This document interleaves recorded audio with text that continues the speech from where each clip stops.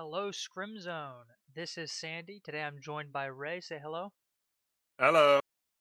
And today we'll be casting a very exciting series between the Sao Paulo Superstars and Project Tuesdays. Two teams that one is familiar, one's unfamiliar, but I think they're going to be very well matched. I actually think they might be the two closest teams currently at this point in the season. Ray, which team do you favor going to this series? I personally favor SPS a little bit. I think I know the players a bit more on SPS, so I have a good idea of their skill level. So I might be a little biased, but I'm definitely leaning towards SPS for this one. Well, that means you're voting with the collective, and so far the collective has not been wrong. Sure. So This is definitely the either closest vote, though. either today or today either I or the collective will be wrong because I think Project Tuesdays will I think it's going to be a 3-game series. I don't think it's going to be a 2-0 either way. Uh, I do think it will be 2-1 in favor of Project Tuesdays. And my reasoning is I think after a tough loss, a team will either uh, bounce back really hard, redouble their efforts, and show up big time, or they'll kind of wither away and lose motivation. I think those are the two things that can really happen after a tough loss. And I don't think Project Tuesdays is the type of team to wither away. I think they're going to bounce back hard after their loss into Rift Sharks. And I think SPS will be the target of their wrath in this week. Okay. So I'm expecting PT to edge out the win. I do think conceptually these teams are pretty similar, though. I think both of them have strong lanes and want to come out even or ahead as many places as possible and kind of win in the mid game. Last week, we only got to see SPS play once, which I think made it a lot harder to evaluate how well they'll be able to do that. They're still the biggest unknown in this tournament, I believe. But PT struggled a little bit into Rift Sharks, but I think me and many other people placed them as the top team. So tough matchup to go against for the first week. Somebody had to play against them. It just happened that it was the Rift Sharks this time. We have some champions to watch here. Are there any that you would note that are not listed here for these players? Um. Well, might be a bit of a leak. I've been feeding Josh new conspiracies. So personally hoping he whips that one out. Don't think he will though. I know Alec has been learning a new champ.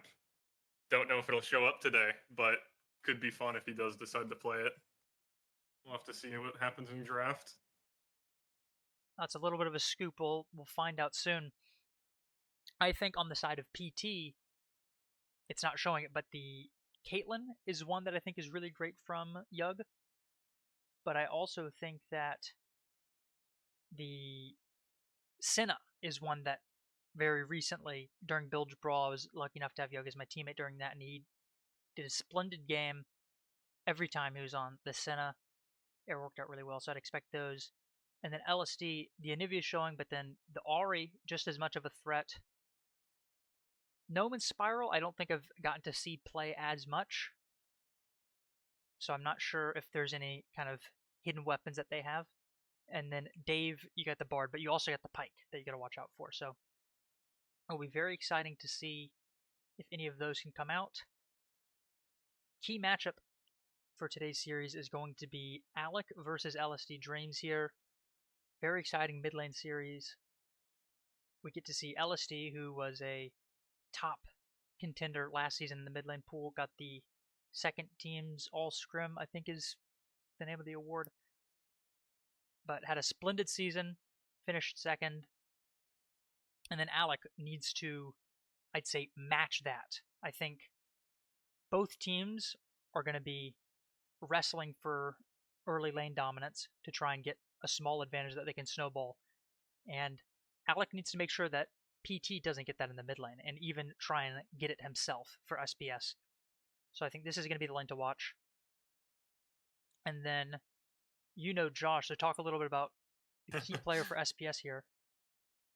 Yeah, I know Josh. I mean, I think that he's definitely, if not the scariest player on SPS, definitely up there in contention for the scariest. I think that he has a really good understanding of kind of when plays are good to make. And so if his laners are keeping it even and able to not create a huge gap, that he might be able to kind of take over the game and kind of control where they go. And we only got to see one game from SPS last week, as I mentioned earlier. But in that game, Josh received the MVP. He was able to develop a big CS lead in the jungle. So even if,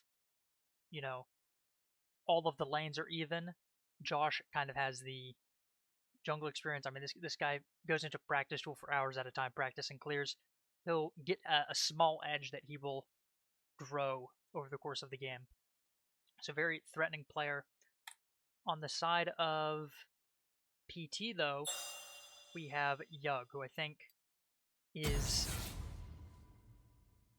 I mean, I like to gas him up a lot. He's been my teammate before, and he was a very tough opponent when I was playing on Snarkify Rebellion. He's someone that I think needs to perform in order for PT to have success. He's so consistent at that. I honestly think bad games don't really show up in Yug's history in Scrim Zone. I think outside of lane, he's done well. He does well in lane. Kind of a juggernaut of a player that needs to be handled. And I think the draft is starting. So we'll move over to that. And I think I have the side wrong. Side's wrong, because generally the Aru ban would go to PT, and the Aphelios ban would go to SPS. Probably. So let me change these assets real quick, and Ray, just talk about the draft while I'm doing that. Sure. I mean, so far, nothing too crazy.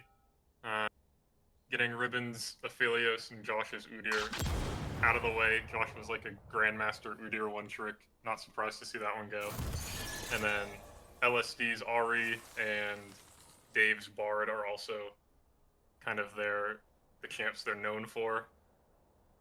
Although we do see a LeBlanc ban come out for LSD over the Anivia. Might just be champ that Alec doesn't want to play against. It does look like they're going for the Anivia first pick. Possible that Alec has an answer into it. Well, hang on. I seem to have messed up the assets even more. Uh-oh.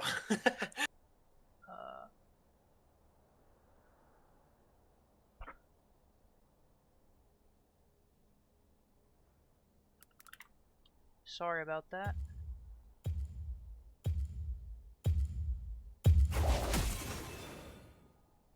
Yeah, opting for a Lee Sin on R1.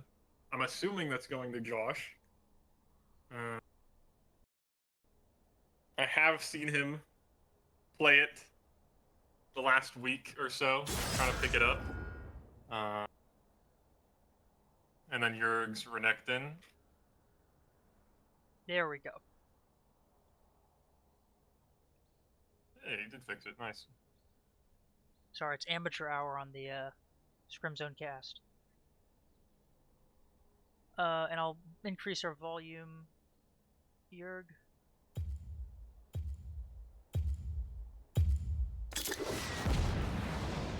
I hope that does it. I don't think it's anymore.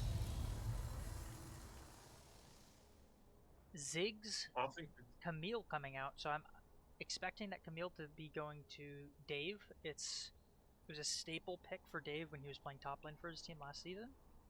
And Yug, I think, is one of the ADCs that's more comfortable playing Mage's bot. Yeah, I would expect that. Ziggs Camille is also just kind of a pretty standard pairing. Camille R into Ziggs R. Yeah, blows Somebody's someone up. probably dying. A lot of heavy magic on the side of PT though, and I do think that they kind of have this dual core with Yug and LSD typically, where they're outputting most of the damage on their team. So I think having them be the same damage type is a little bit of a risk. I think that Mhm. most of what I've seen from Spiral is tanks in the top lane. So I'm expecting if Spiral doesn't play tank, for a strong AD bruiser to come out from Gnome. On the other side, though, I've talked on the cast before about Mel needing some sort of CC to get her damage off after the Q changes, and I think Renekton will help facilitate that. And Lee Sin also has a slow, which can help set up the Mel route. I'm wondering if that's a Mel ADC coming out from Ribbons. I'm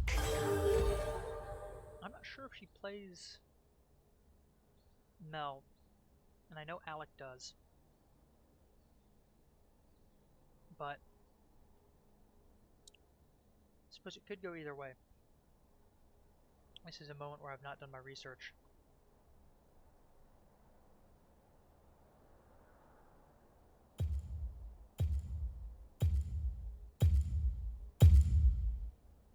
It looks like it is the Hey. Mel ADC.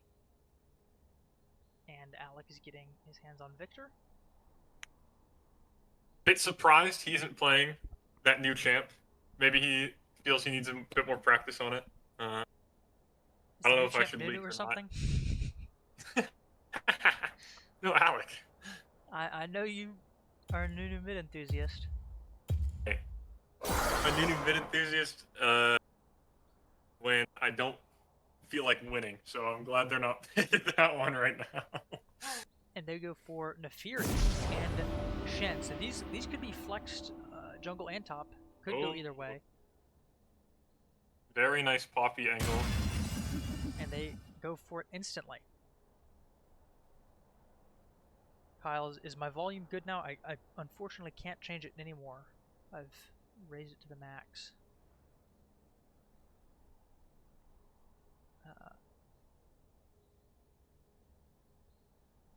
So I don't know if I can change it.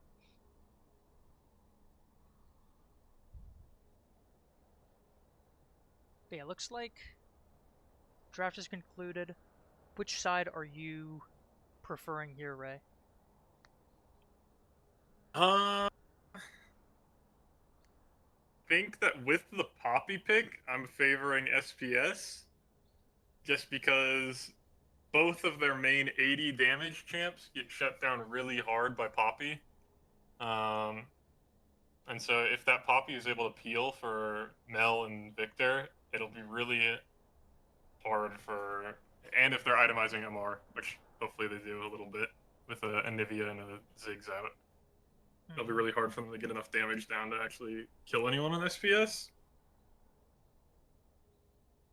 Yeah, I also think I favor SPS a little bit. I think the damage breakdown I prefer because, you know, we have the same double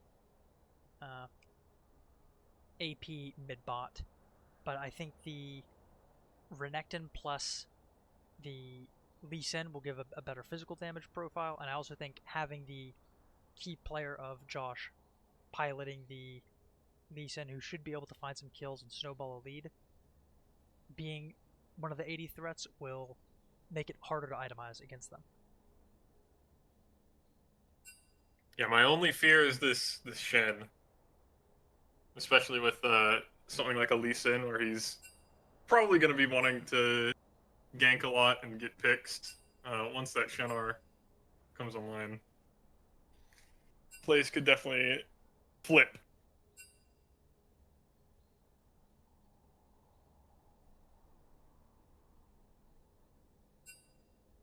I'm going to ask chat once more if the volume, I can't make my own any higher at this point, but should I lower the rest of the audio so that mine is louder relative to it, or is current volume good?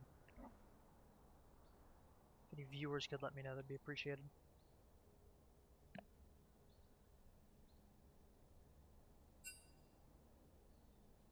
Looks like they're about to get into game.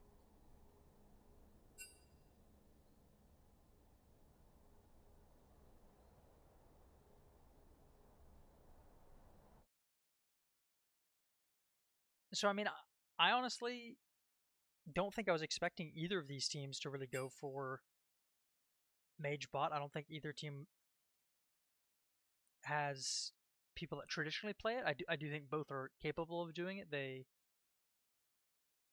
I think, have in the past as well, but I thought that both of them preferred more traditional ADCs. So we'll get to see who pilots the atypical pick from them better. Yeah, I think I'd agree with that. I mean, I don't know as much about Yug's champ pool, but I know that Ribbons plays a lot of like hyper carries, so I'm surprised to see an AP pick Yeah, I mean, come they out did. from her. Millie did pull the Aphelios ban. Yeah, and Jinx. Yes, Jinx in the second rotation as well,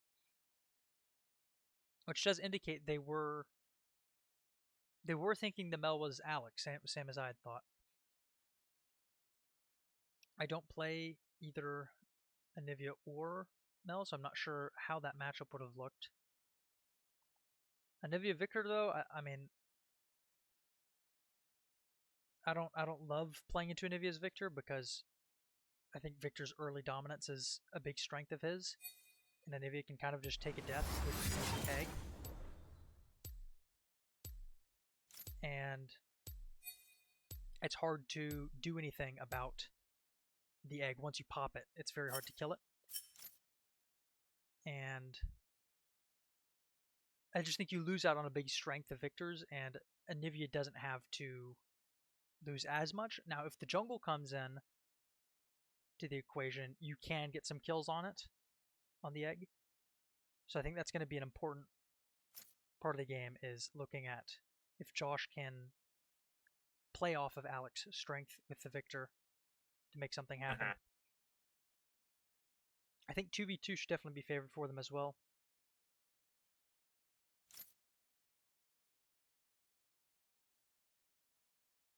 What about this bot lane matchup? I know you said you think the Poppy does great into the Camille.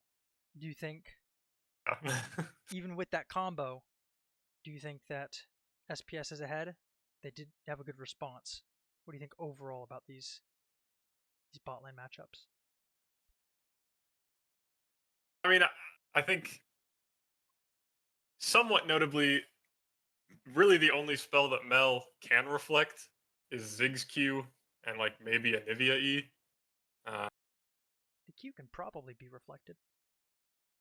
Anivia Q? You think so? Maybe. It's a projectile. I don't know how the recasting with that would work, or if it extends Yeah, the flight duration. but my point being that just I think with Poppy being able to shut down Camille Engage and Mel kind of being able to use that reflect to block or even throw back some of the Ziggs poke, I'm definitely favoring the SPS side of the bot lane matchup for this. I think it will mostly come down to supports if Poppy can block the Camille Engage in time.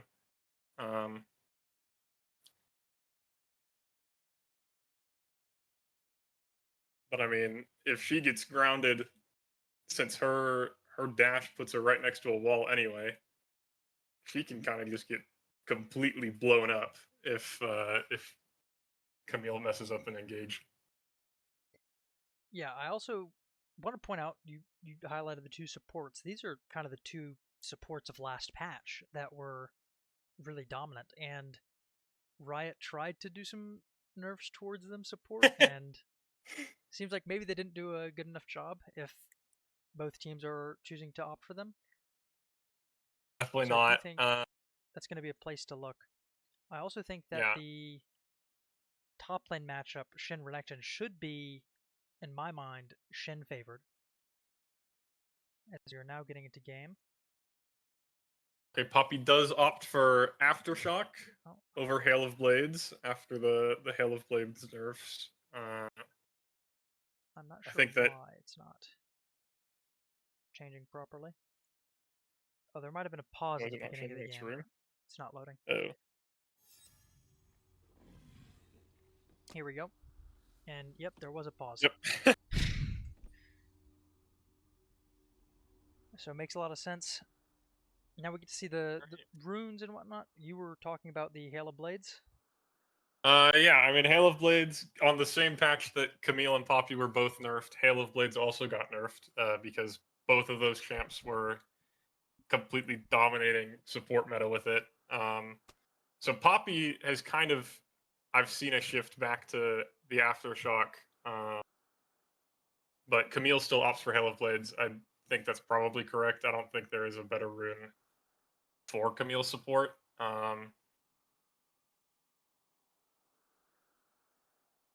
I am interested into why Poppy opted for heal.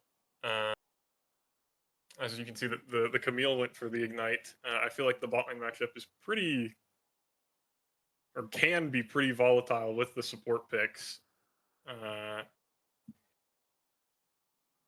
so I would have expected both supports to run the ignite. Same with top lane. Yurg, I know you were saying that for the top lane matchup, you think it's Shen favored, but Yurg opts for ignite while Shen takes TP. Yeah, I wonder if that'll So make the difference. I think it still honestly might be Shin favored. I don't play enough top to know, but we'll find out one way or the other. 5 TPs in this game. That summoner spell must not be very good. Yeah, I mean let's look at some other setups here. I highlighted mid as the key matchup, so I'd like to look at the uh, Yeah. runes that they've opted for here.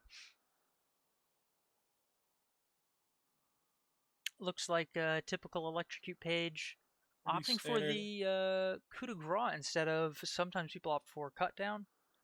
It's the rune that I prefer. You're hitting the more important part of the enemy's health pool.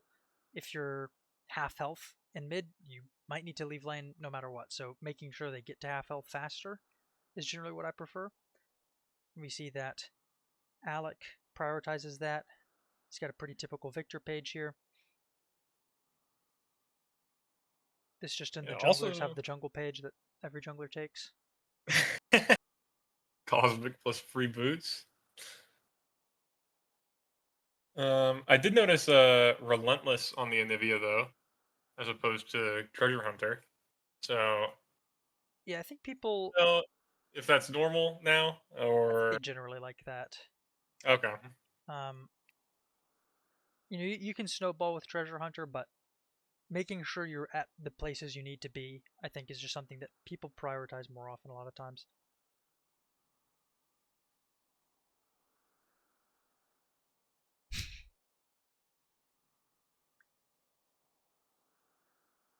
And then bot lane, you've already commented on these runes. Font on Poppy. I don't know if that's what I was expecting. I think That Shield Bash might is have been. It's probably hard interesting. to Yeah. trade uh, after you pick up the buckler. It kind of helps you get out. But, to create the buckler, you need to use your ranged auto. So, actually, I can see the font. And we see in my opinion, most interesting rune in the game, Hextech Flash Traption. It's Flash. Yeah, that one's pretty standard on Poppy. I would be shocked if a Poppy support did not take that. Yeah, It but it is makes some super fun good. plays. Yeah.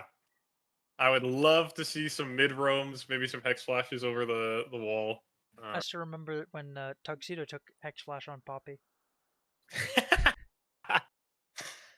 Actual doomsday scenario. Do not let that guy handle that rune. Love you, Tugs. Uh, Some interesting messages coming up in the lobby chat. It looks like I can't press enter to open them, though. So you could read them quickly if you want to see what the laughter's about. Full scaling on the Mel, though. That is, I think, probably the most noteworthy choice here. We have Gathering Storm First Strike on the Mel.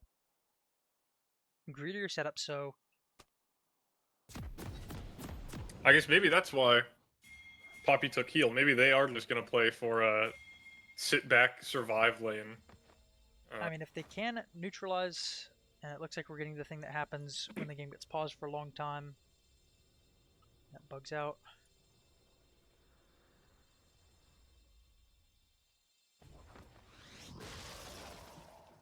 Or maybe it got paused again. I'm not sure. At least we can see it.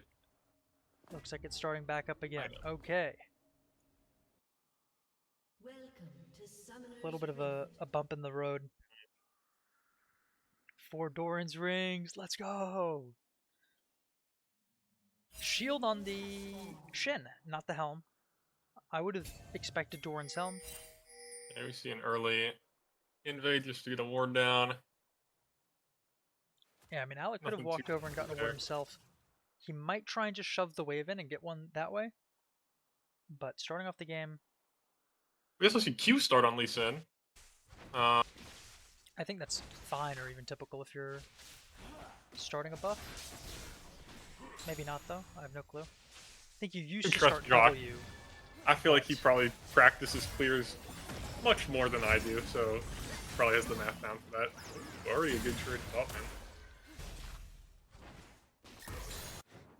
As LSD gets the electrocute trade off on Alec.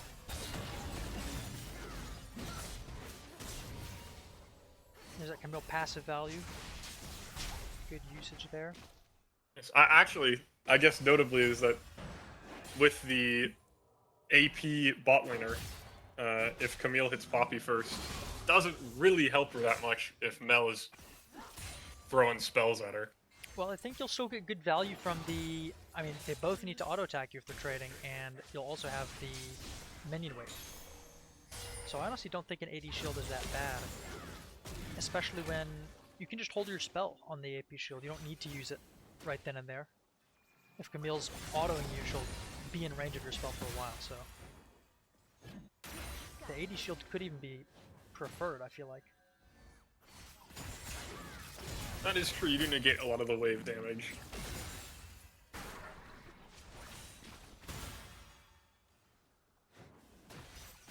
So it looks like the game's pretty even at this point. Break a bone plating, but... Nothing too crazy. It looks like junglers are going to be about even in terms of finishing clears, and both pathing towards bot, so... Notably, though, this is something some junglers prioritize is clearing. You can see Josh here has cleared the wolves and the Gromp, whereas Gnome on the Fury went raptors into red. So on the second spawn, the Krugs will be delayed. So it'll make the second clear a little bit more awkward than Josh's. And it looks like... He gets the river first as well. Josh gets... Yep. Finally managed to... Ooh, nice W.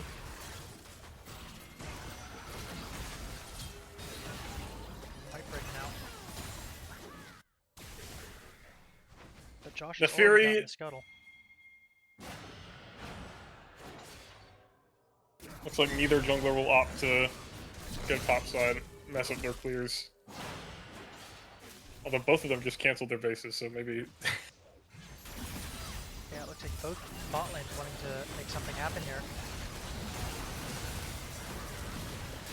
Heal comes out before the ignite. That was a good use of summoner spells. Fight's really close. Both junglers have Conquer stacked, but oh, SPS comes two out for ahead. Nothing. And Yug is no mana left. Ziggs is also very ooh. Yep. And there goes and the egg pops. Egg pop. Wow. Wow. Big wins Okay. coming out on the side of SPS.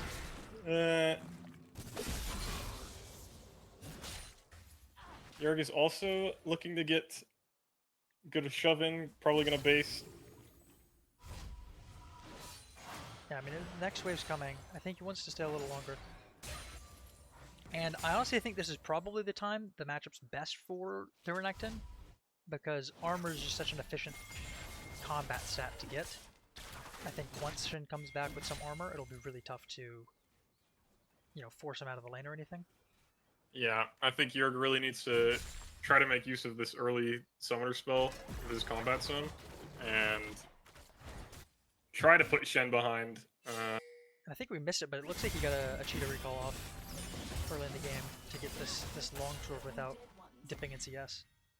So really well done from Jörg. Brawling over vision. Very fun encounter. It looks like Josh is pinging that he wants to invade onto the enemy Raptors. It'll be a 3v3, but it looks like the XP soaking has led to LSE hitting 6 before Alec. No W? Oh, barely makes it out of the Victor cage. And Anivia is so functionally out, but Alec needs to get this wave in. Alec just hit 6 as well. Looks like with SPS no gets egg. the camp. Could maybe see a solo kill if Anivia doesn't base soon.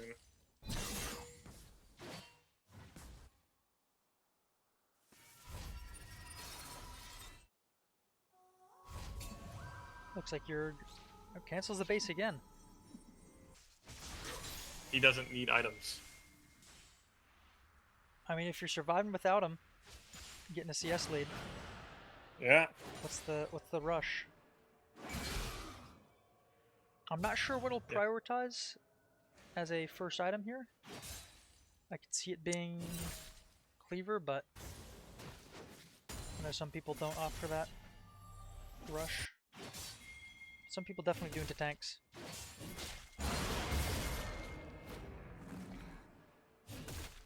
Yeah, I wouldn't be shocked. I think a Cleaver chapter. might be a really good one. Oh, flash coming out from LSD to avoid the gank from Josh. I was gonna say Lost Chapter finish for Millie's Mel. Meanwhile, Yug is behind on the item timings. Kimdrake getting started up by SPS here as well. A Anivia no egg, no flash would be very, very hard for them to contest this right now. No mana either. I mean, yeah. I know there's a lot of Anivia builds. Some go no tier, some go no Roa, and it looks like we're gonna see tier and Roa. I imagine.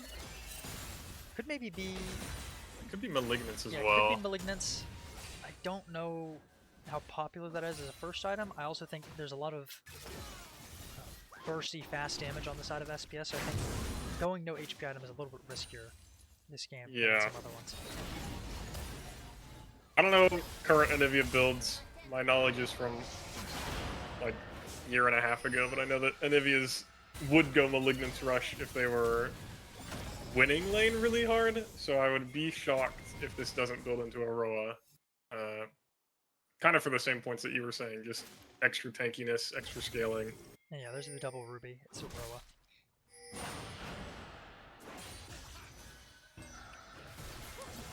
Josh hasn't based in a long time though, sitting on pickaxe longsword, meanwhile full brutalizer for the Fury. Yep. He manages to, I think he got the, I think actually Kill some no, camps. took the Ooh, camp. Camille in a bad spot here. Victor R comes out, secures the kill. Might be able to look onto this Nefiri as well. I mean, Nefiri is super outnumbered. They turn on the Anivia though, but LSD has the burst, he kills Josh. Kills Josh before he can get the ult off. And that play started good, but SPS overextends, ends up costing them dearly. The gold lead is really thinned out now. I mean, kind of what I mentioned in draft, that Shen has 6 now. Can't be going for too many plays like that with the Shadow up, otherwise they can get flipped really quickly. And that's exactly what we see happen. Egg is back up for Anivia, so once again, Alec is going to need Josh to come and get the kill, because you won't be able to do it by yourself at this time. And Nivea also did just finish the Roa, so... Roa complete on Anivia. Blackfire Torch complete for Millie. And Eclipse for Yurg. So, first items coming through. Surprised you went for the Eclipse Rush with an 80 jungler. I would have thought that Cleaver would benefit both him It's and recently buffed. Josh. So is the Cleaver as well, but he still has time to get it second. And it looks like Shin's opted for a HP heavy build, you can see with the Giant's Belt.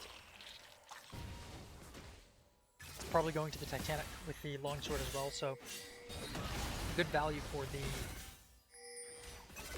Eclipse. I think if Shin had Israel had gone for maybe the Bramble Vest, could have pivoted into a Black Cleaver.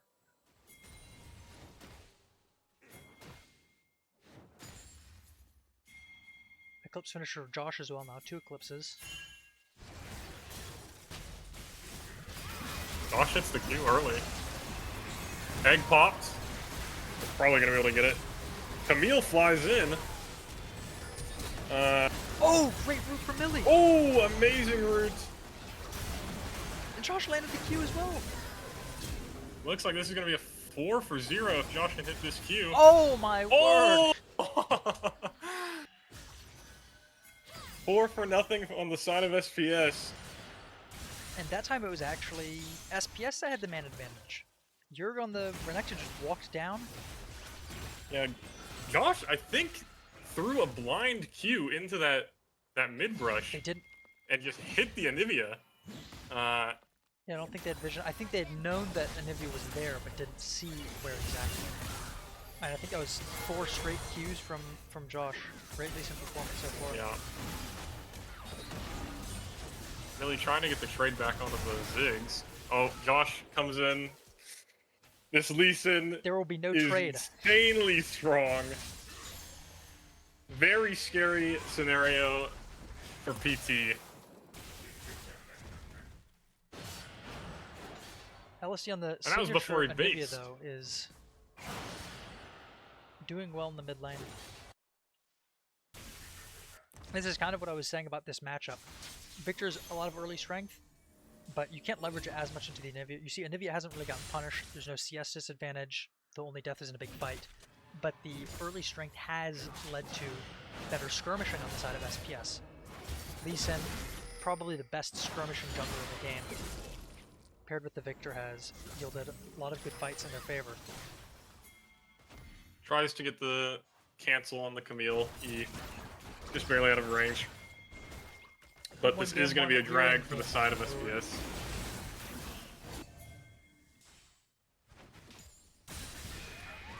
Also, I didn't notice until now, the Shen does opt for the steel caps. I know that his lane opponent, he is 80 top 80 jungle, but 2 double mage in mid and bot. I mean, you'll be able to build some magic resist later. I think you need to opt for something that'll help you out now. I think that maybe could have gotten the Bramble Vest and decided that's enough. That way you get some value out of the tenacity from Mercs, but I don't think. Yeah, I don't think that the passive on it will be super useful against Renekton and Sin.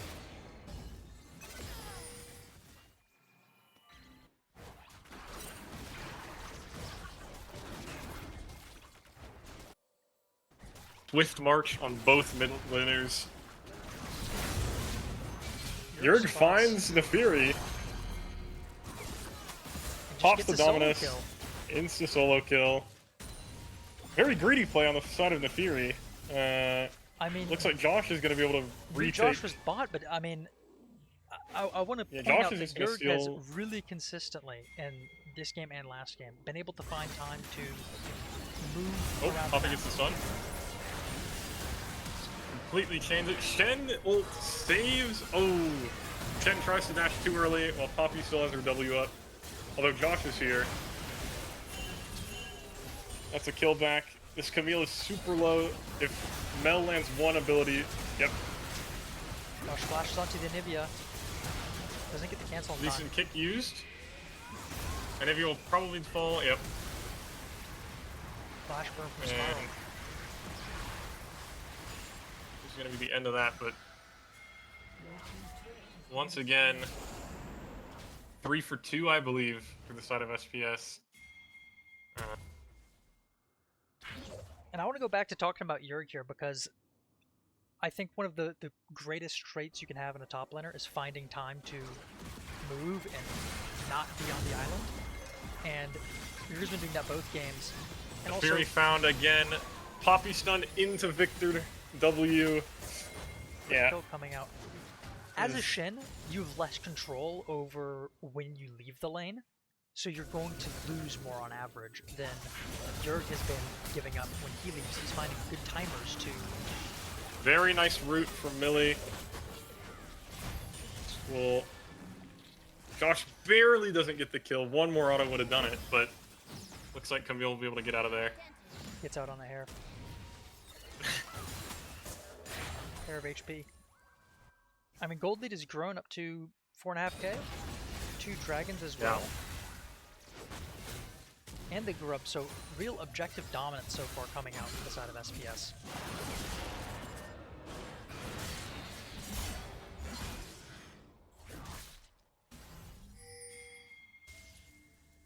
Yeah, Josh has done a very good job of kind of mirroring this Nefiri.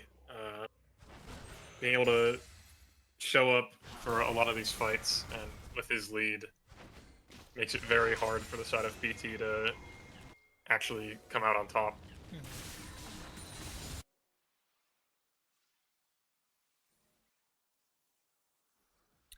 It's really funny looking at the items on the side of SPS. You got the Eclipse Mercs matching, you have the Blackfire Torches matching. Lashes gets burned by Alec. Good kind of also setup burns from R. LSD and follow-up from Dave there. That's something I hadn't really thought about, is Anivia is able to kind of create a wall for Camille to create atypical angles for engages. I wasn't thinking about that either, honestly. I was mostly thinking about the Poppy Anivia interaction is the one that people that was also on my mind. talk about. Played so that I was lane thinking together that before. we have.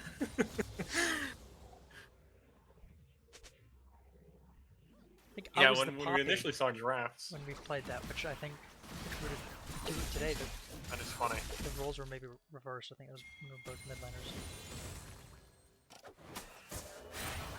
Another time. And full Sundered Sky coming out for Josh. Gets to 2 items. Will be very strong. Millie also on 2 items, notably. Drake coming up in 20 seconds. I mean, if you're PT, I lied. 3 seconds. You feel pressured to contest this because it's soul point, but I don't really think you can unless you get some great catch. Ooh, very nice wall, and no flash on Victor. Very nice block, but causes... Oh, you're just going in. If they can find a pick on this Anivia, it might look good. Oh, Josh barely doesn't get the kill before Shen gets the ult off. Although it is still looking like SPS are going to take the lead out of this fight. I mean, that was a great start from PT. They get into a place where SPS would never expect them and just burst down Alec, but the reason SPS wasn't expecting them there is maybe because it's a little bit too deep for PT to stay. They get the collapse and come out ahead. I mean, yeah, I really think if SPS didn't have their current lead, that fight could have turned out completely differently. Gold lead is still only like it's up to 5 now, but 5 now. Before that fight, I mean, PT's doing a good job not letting the gold lead expand during the lull states between objectives, but they are getting to these fights where Josh is so far ahead, and now even the rest of the team has, I think, a lead over their opponents. So just gets really, really tough to take fights as PT. You need to get a man advantage somewhere and avoid certain players. No egg on Anivia. You're might look for a solo queue. Needed a minion whip to be able to dash through. Yeah. Yeah, Very you gotta close, find though. a number advantage somewhere to make a good fight for you, but when the jungler is the person with the lead, it's so hard to get those good fights, because the jungler can show up and make your winning play become a losing play very easily.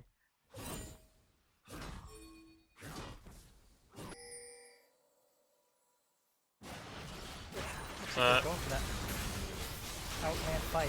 What? Yep, very good dive. Although with Josh here, he might try to get a pick back. He's stalling for his team. Good patience, not going Looks too bad. far. Millie trying to find the Camille. Camille is going all the way back to red side base. Should have pan top myself. Poppy there. finds Camera took us on the a trip to Fury, bot lane. and Josh is able to finish off that Fury. Both flashes used by Yerg and by LSD. The LSD gets the slow and finds the shutdown. Alright. Awkward engagement there from Jurgen LSD. Yeah, I think that Yerg could have held his flash until after he already used the 2 dashes to try to get on top of Enemy. But Yeah, I think Renekton dashes are so short that I think it makes it pretty easy for Anivia to land the Q off on them, which is what ended up happening under tower. So I think that's where Yerg's head was at, but also, I hate to bring it to your attention. Ziggs is currently building a certain item that I know you are not. I think it's more fun on Ziggs a fan of. than other characters. I still think Storm Surge is probably a better choice.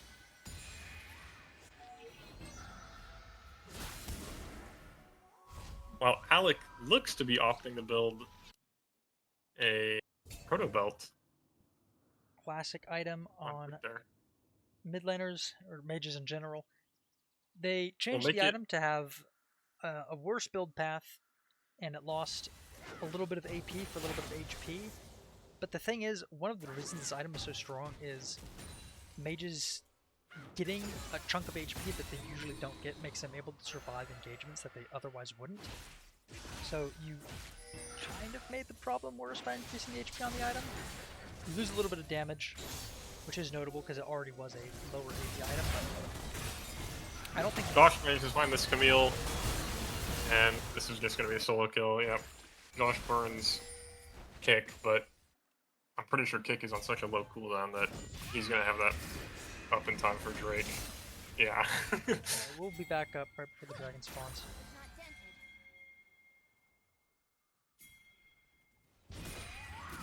They are looking to try to get a pinch play onto this Ziggs and the Fury.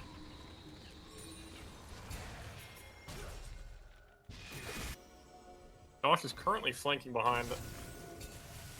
We'll see if this ends up working out for them. Shen is also opting to not join this fight, which I think is probably correct. You want to have as many players alive for Drake as you can, and it looked like that was just going to be a bad one. Yeah, you need to avoid Everyone. the Lee Sin. Yeah. Try to make something happen somewhere else. Looks like they know the Baron's happening and they're going for a bot dive.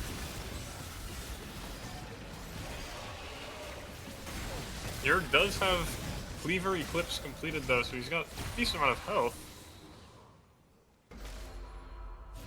And this is a shame. Looks like they aren't able They to... don't get the dive before find anything. Baron comes out. So, Ziggs is TPing bot. 2 TPs, both Mel and Victor TPing the mid lane. and they do have control here. Okay, they might be able to find a pick onto Yerg before the fight starts. Same exact location that they found the pick last time. But this time they were set up for it and don't lose anything yeah. in return. Now, I think SPS can still fight this. I think that Josh and Millie are both so strong right now. I wonder if you need to, though. I mean, if you're SPS, you could give this up, but it looks like they want to contest. If Poppy manages to ult away a key target, nope. But, and Josh barely misses the smite. And falls. Very, very good fight on the side of PT, yeah. Gold lead has shrunk. They've gotten an objective for themselves. And 30 seconds without Josh. Can they try and at least get a wave advantage here? Close the gold gap a little bit. Ideally, you try and get one of these towers. All 3 towers on the side of SPS. Still up with 2 plates remaining. They do have Baron buff still on 3 members of SPS, though, so it might be hard to get a tower. Although it does look like SPS have not sent one of their Baron members down to the bot wave, so maybe. Yeah, too hard. They just need to take the small lead.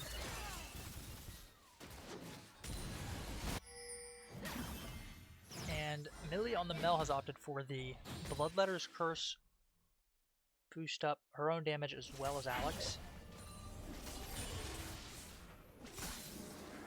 And a Seeker's Arm Guard getting completed for LSD's Anivia. Josh also completed his Maw after that Drake fight, so it will be much harder to kill. I don't know if that would have saved him though. I mean, when I don't think in that fight it would have. Yeah, when you lose the Renekton, that's a lot of your front line gone. If you're playing the Lee Sin, you really don't want to get targeted. You want to find these windows where the rest of your team is getting targeted to get some damage off. It was looking like he might have been caught there. Yeah, I think if Alec just didn't want to press up too far, but I think he maybe could have looked for the kill there. Yeah, with the belt to follow. Shen going in for a 1v4. I don't know if I like that. Yeah, a little bit over-ambitious. Probably underestimated the enemy's damage. Thought his team could get there in time, but yeah, maybe he just didn't see. No, I think all 4 of them were showing. I can't say that, but they get some good damage off on Josh. I'm shocked that Camille did not just ult Josh right there. Oh, I guess Zigzar is still on cooldown. Wouldn't have been able to do the combo. Probably would not have had enough burst damage.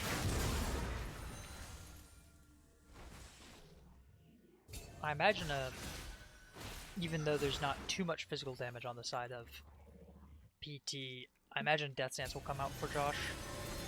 I think the item is really OP. I mean, I honestly think that's probably the strongest item in the game. The slowing of damage that you take is just too strong into...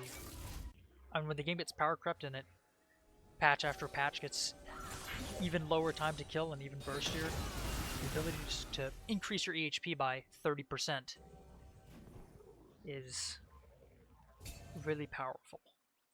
And that's not including the armor it gives.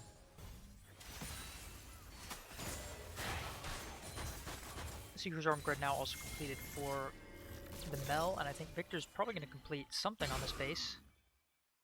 No, just gets another rod. Looking for Rabadons, though. Exciting item. The side of PT hasn't really itemized any magic resist on most of the team yet. No, so I'm recognizes a little shocked. That. Just goes for the death cap.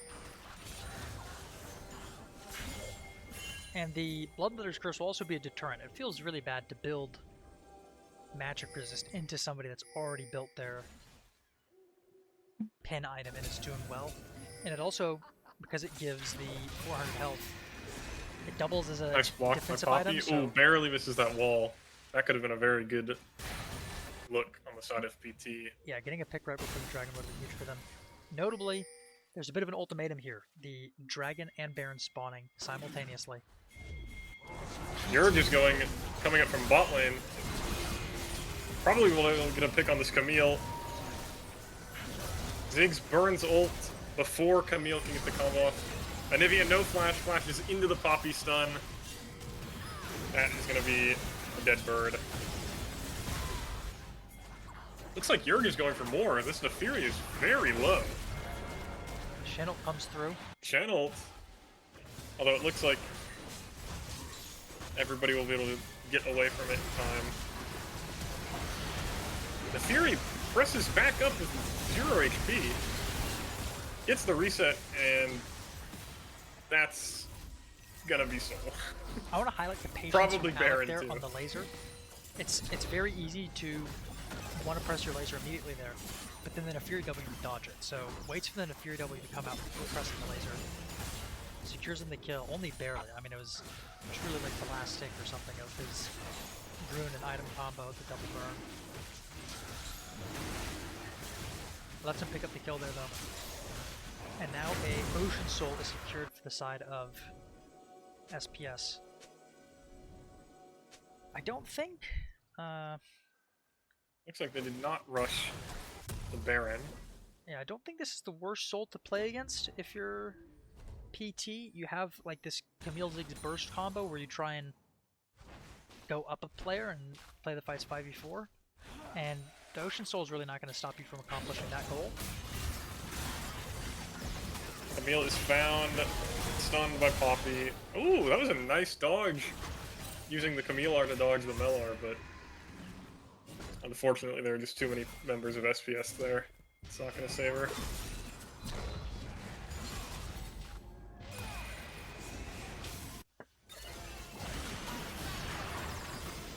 I want to know what this Renekton E cooldown is, because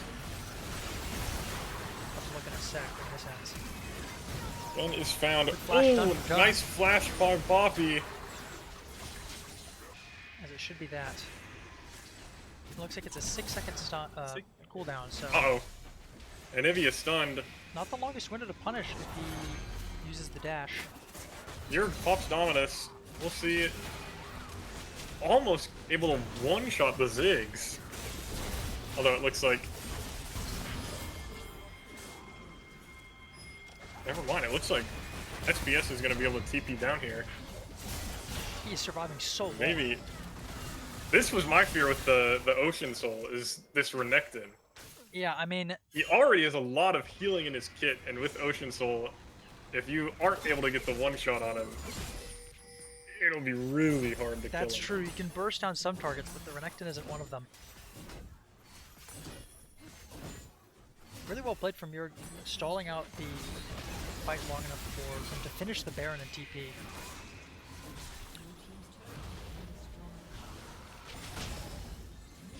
And if he's gonna connect, so I don't think it'll matter. Because they should just be able to close out the game here. Josh goes in. Nice kick onto the Fury. Although the Fury is able to I think you would want use the invulnerability. Yeah. Camille trying to find Mel. Isn't able to. And, I mean, look at Yurg just frontlining.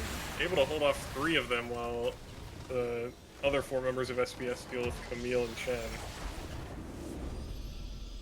That's going to be the conclusion for game 1. It looks like my prediction's going awry. I would have thought that it would have been closer overall. I think PT did a good job not letting a gold lead grow for a lot of that game. It was, I mean, we saw it, I think, which game was it? I think it was Rift Sharks versus Inferno just earlier this week. Same thing where the gold lead's not really growing between the fights, but they keep losing the fights, which is just going to create too much of a problem. You need to find a way to get ahead if you're slipping behind like that, which they were not able to. And I think part of that is the champion choices that they made. I think it's pretty hard to kind of generate those situations on a character like Anivia. I think Anivia is really good if you're even or ahead, but I think it's hard to get ahead from a position where you were behind. So that's something that's going to need to change.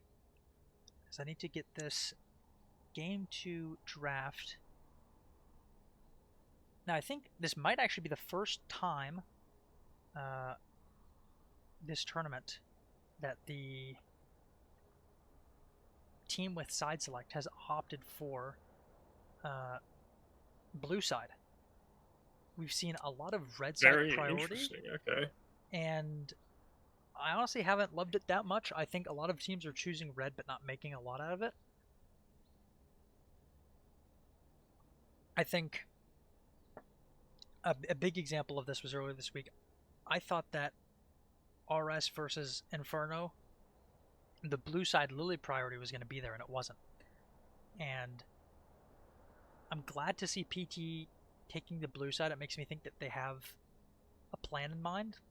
I think if you don't really have much of a plan and you just are choosing just to choose, you take red generally. I think that's the attitude a lot of players or teams are having. So seeing them opt for blue lets me know that they have something cooking up. They're going to try to bounce back and get to a game 3.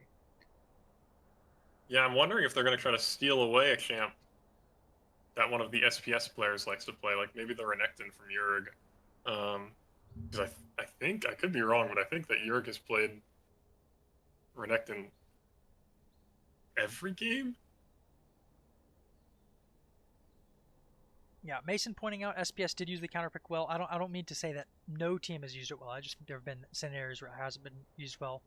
The Poppy coming in very clutch. Wasn't meant to bash SPS. But I'm going to bring up the last draft here actually, so we can talk about that and what sort of changes you would make if you were PT. As I'll plug that in now.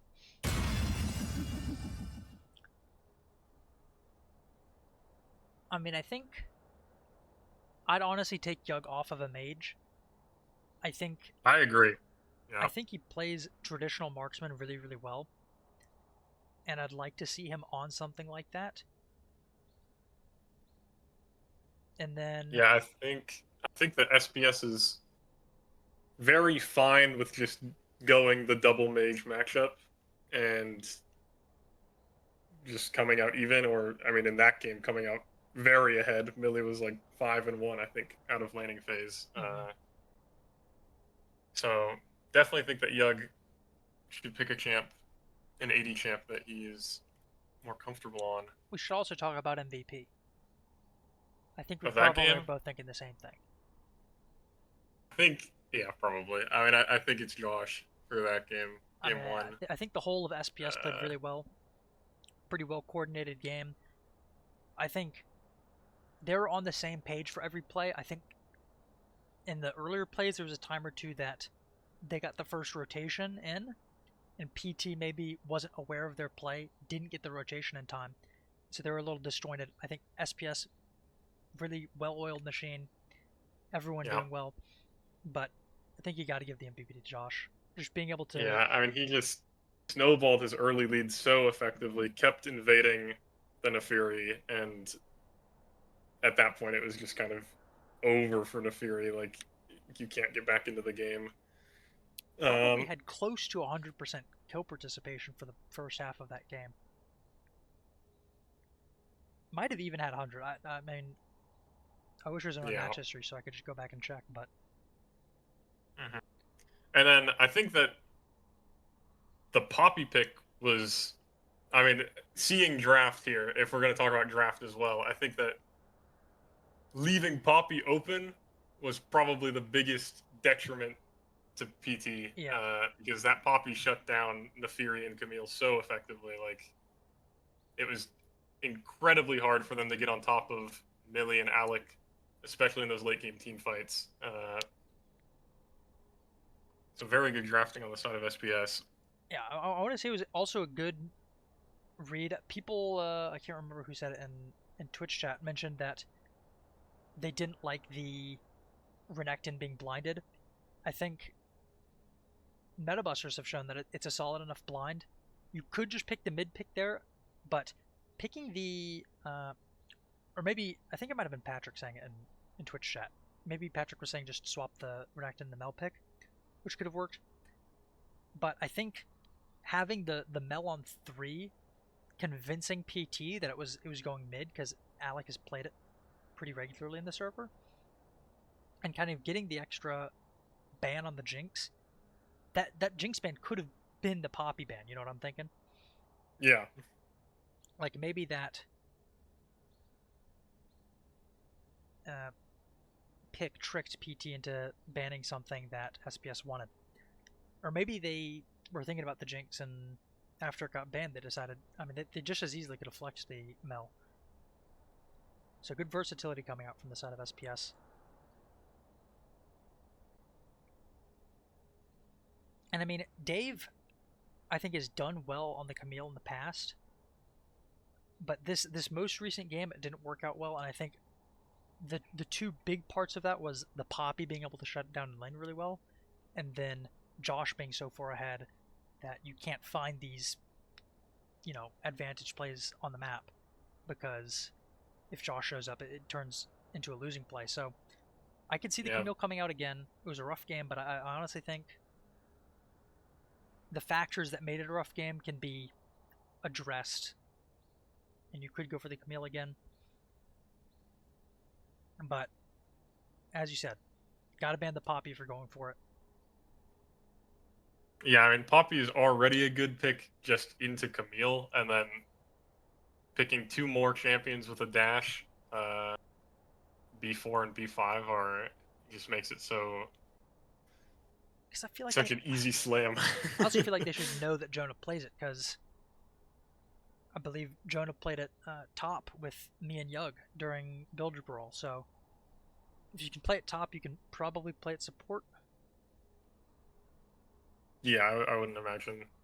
I mean, I only know the support matchup, but it's probably a pretty similar laning experience. You probably just need to use your W more to peel as opposed to like trap someone, I guess, if that makes sense. Yeah, you can't Q the wave as much as support. That's probably the I big don't know. thing. I think you can. As we're about to get into this next draft. It has just begun. Change the draft over. Yeah, very curious to see what this B1 pick will be. Really hoping that they do opt to take away a comfort pick from SPS. As I think we're getting a repeat here. I think we saw the Ophelia, Safari, and Graves. It was Udyr last time. We'll see if they decide to leave that open. Josh hasn't played much Udyr, I don't think, in Scrim Zone. I think it's just been banned. That is very possible.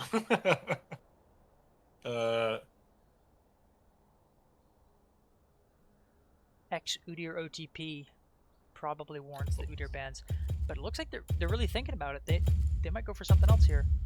Okay. Sorry about the echo there. Repeat bans. Very standard in. And we're seeing Nivea again. It's not Fearless. Yeah, never mind. Yeah, last season was Fearless. This one isn't. So. Yeah, I almost said very standard and Fearless, but we're not doing that. So, actually, kind of shocked like to see that we don't swap out the bans so much that they're opting for the Renekton Lee Sin again. And yeah, now it's on PT. I always say if you lose, you got to change something up, and here it is. Very interesting play. Oh, I like this a lot. They take the Poppy. I like this a lot. I think this was a good plan from PT.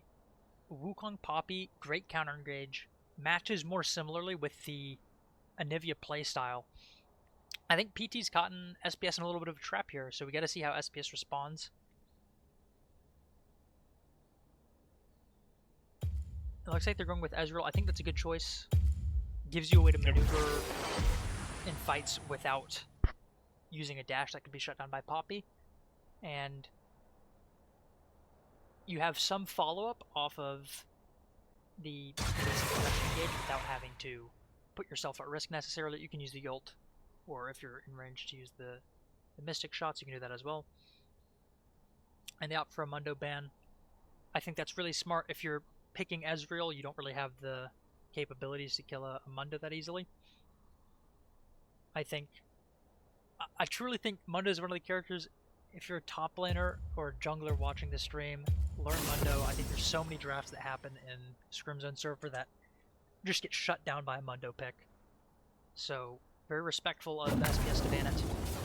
And they go for the Nasus as well. I think that's right there with the Mundo, this patch especially. Or if you can't kill it, you'll just lose. And they don't really have the ability to kill it. Wither also being an insanely OP spell. Not as strong into Ezreal, but still very, very powerful. And they banned the Karma for the Karma Ezreal pairing. And then Silas. They changed it to the Victor. I was going to say, I don't like the Silas ban that much. They changed it to the Victor. I like that more.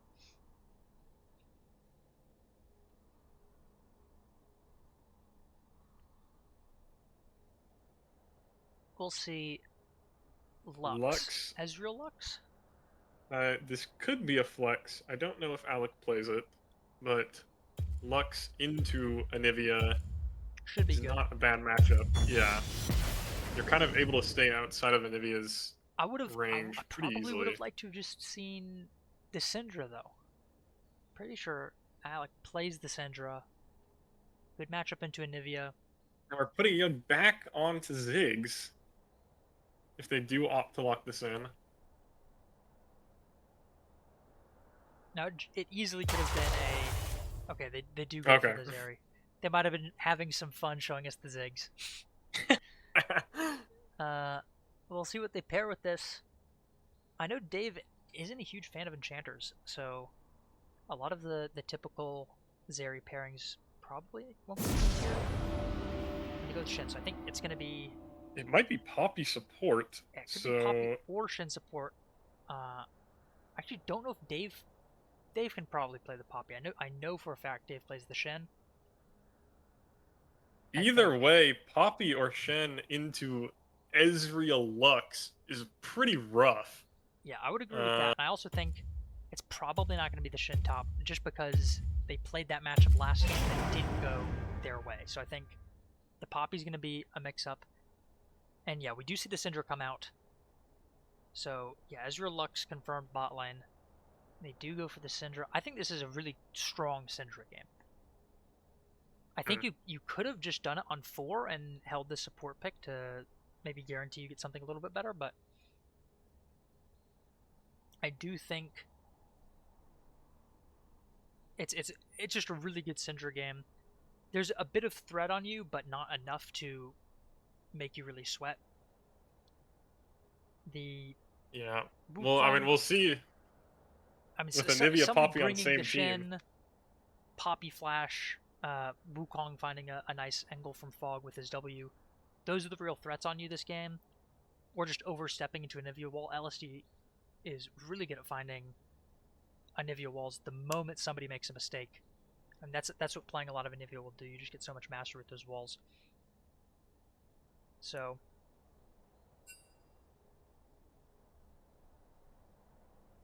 we'll see how that goes. Yeah, I mean, I think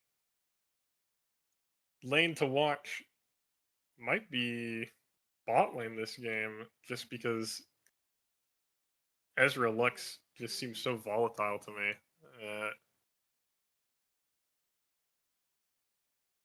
Yeah, I mean, I honestly think you got to keep your eyes on every lane this game. The Renekton Shin, I expected to not go the Renekton's way. I thought that was a bit Shin favored, but Yerg played it masterfully. Not only got a CS lead, plate lead, also managed to roam to fights, go protect his jungle, and get a solo kill on Nefiri. So changing the matchup is a good idea. I think Poppy should be even better. You have just the straight up denial of an engage with the Poppy W. The Q should be less committal poke for some easier trading. A little bit noteworthy as well is that if this is the Poppy top, that Poppy will not be able to roam around the map as much and kind of shut down this Lee Sin. I should note it is not Poppy top. It is Poppy support. Okay. And Shen top. So not what I thought would happen. I thought they were changing it up. I mean, I really think that Poppy being able to kind of match the Lee Sin, either as support or as jungle, uh, will make it much better on PT's side. Because if Josh is not able to get an early lead like last game, he probably can't go for as many invades and snowball like he did. Yeah, well, we've just entered spectator delay, so I'm going to go to the bathroom real quick. But I'd like for you to talk more about the shift that they've done. I spent a lot of time talking about it being Poppy top, but that's not the case. So different adaptation than I thought. Yeah, I mean, well, I still think same thing applies whether it was Shen or Poppy. That bot lane matchup sucks. Lux can just completely poke out Poppy and Zeri very easily, but I think that putting Poppy in a role where she can roam and match this Lee Sin is a much better adaptation compared to just leaving her top. Because I really think that denying Josh an early lead is a good way for PT to not fall behind as much as they did last game and kind of stay in it. I would love to see Poppy roaming very early on. I think with the support changes, it's harder to roam pre-level 5. So we might see her stay in lane until then, but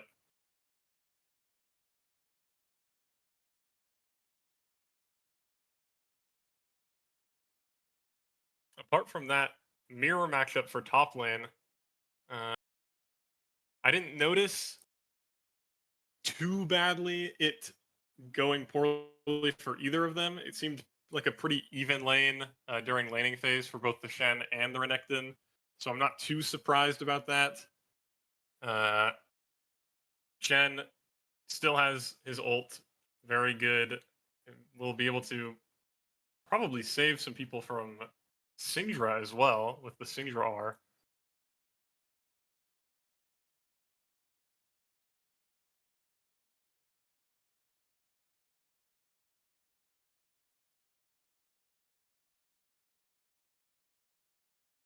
Although Wukong being the only engage on PT might be rough into champs like Ezreal, Lux, Syndra, who kind of can sit way behind their front line and still be in range to deal damage.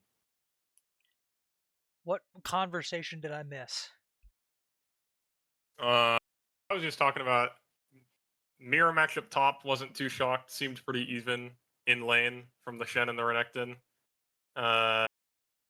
And that Wukong being the only main engage on PT might be rough into Ezreal, Lux, Syndra because of how far back their kind of like effective damage ranges are. Mm-hmm. Like they can be so far behind their front line and still be in range to get a combo off. And if Wukong opts to try to like dive the back line, he'll be too far away from his team where they won't be in range to do damage. So that's my big fear for this game. And then I really want to see this Poppy roaming. I think that if Poppy can shut down Josh, that PT have a really good chance this game. Yeah, I think the range issue you've brought up is my biggest concern for PT as well. Yeah. It's really both teams want to get to the objective first and deny the other team from getting in. But I think if SPS gets there first, I think PT has a really hard time getting them off. Meanwhile, if PT gets there first, you still have Ezreal spells, Lux spells, Syndra spells to poke them off of the objective a little bit. So I think I'd favor the SPS draft once again. I think it was a really good adaptation to get the Wukong and the Poppy, but I just don't know if I think SPS after that adapted really well Yeah. to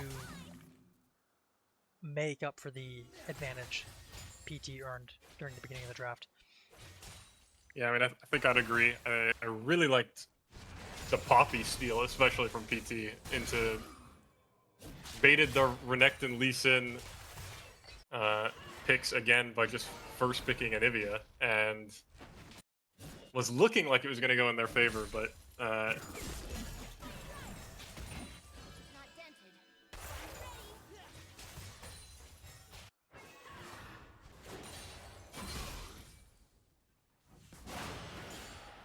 now I didn't really take a look at runes. Everything seems pretty standard to me. Do you like the Storm? What did they change? What did they change it yeah, to? that's definitely what I would take. I think, as I mentioned, you don't really have the as basically any character into Anivia, the ability to kill it early because of the egg.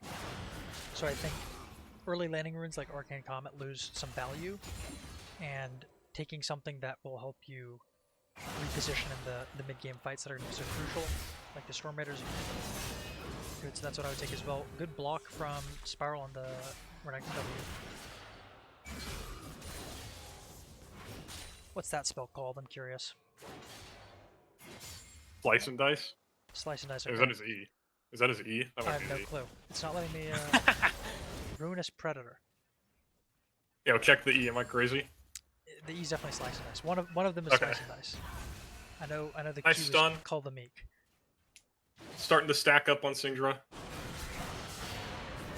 Yeah, for those that don't play mid lane, a goal on Syndra is to get to 40 splinters when you hit level 7. That way you have the 2 Qs at that timing. Makes the lane much easier. So we'll see if Alex is able to keep that pace.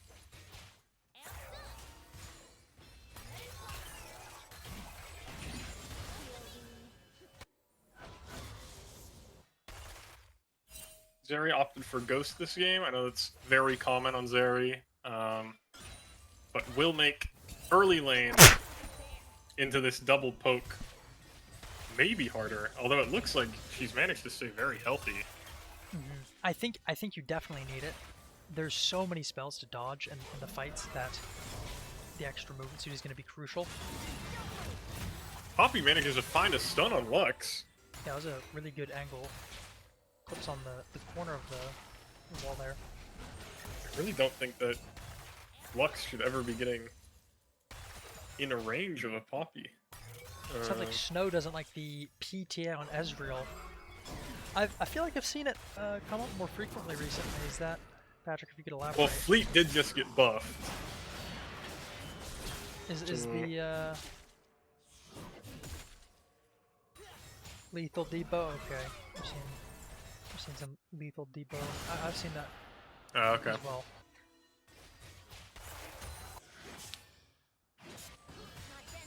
Always nice when a character has multiple options.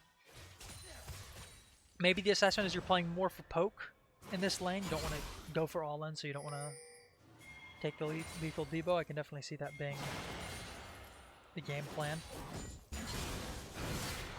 Sheen completion. Sheen tier. Ooh. Crucial base.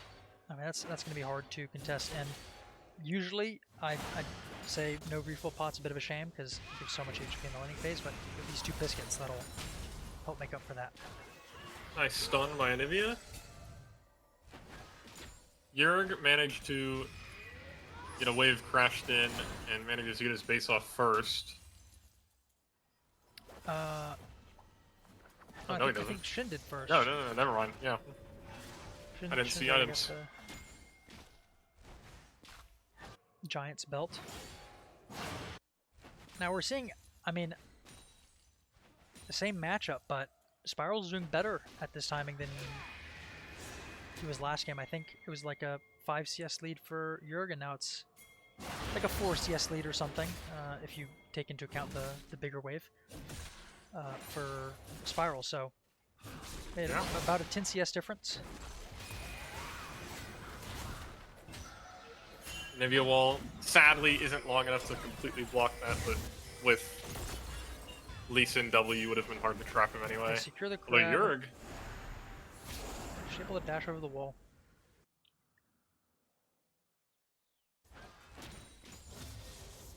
junglers are almost dead even. Level in 7's terms been of reached. CS.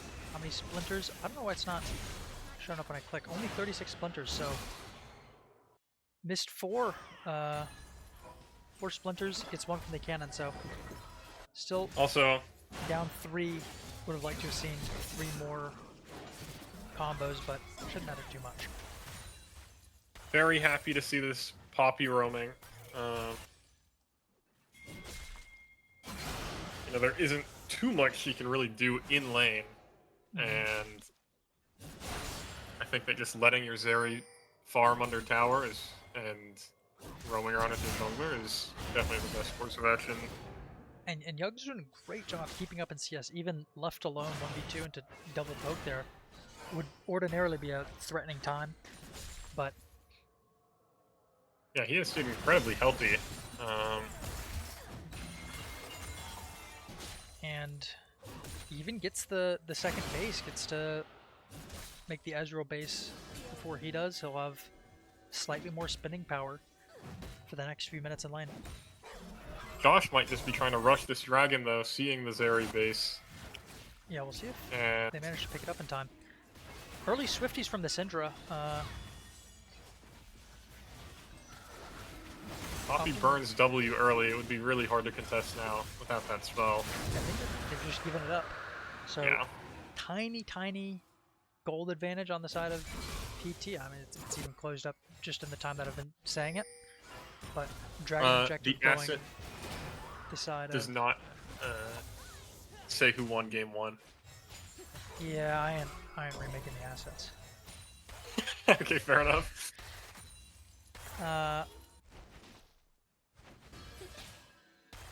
Still 3 biscuits for Ezreal though, so that'll be when an all-in comes. That'll be a lot of extra HP. Although Zeri does have the potion of Avarice, I believe. Avarice? Is that the name of it? Yeah, Avarice. I think it's the first one. This one's Force. Oh, Force. Okay.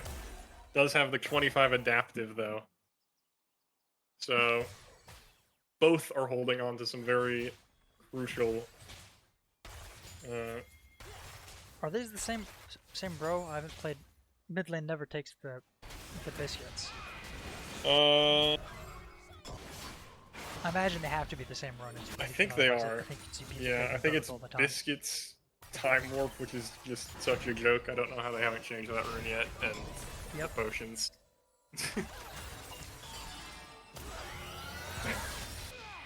Wow, good. There 2 is hits from the Lux ult. the Lux Ezreal combo.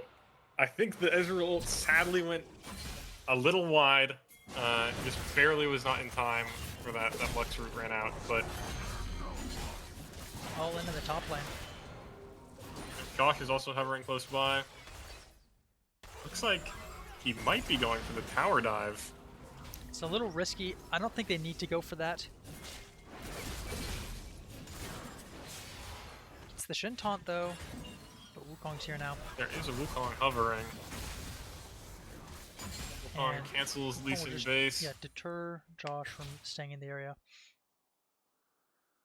I mean, on the one hand, I think that's a risky play and you don't need to go for it. But on the other hand, you know, I said part of the expectation with this SPS roster is Josh will develop a lead. I think that's something they kind of expect or bank on.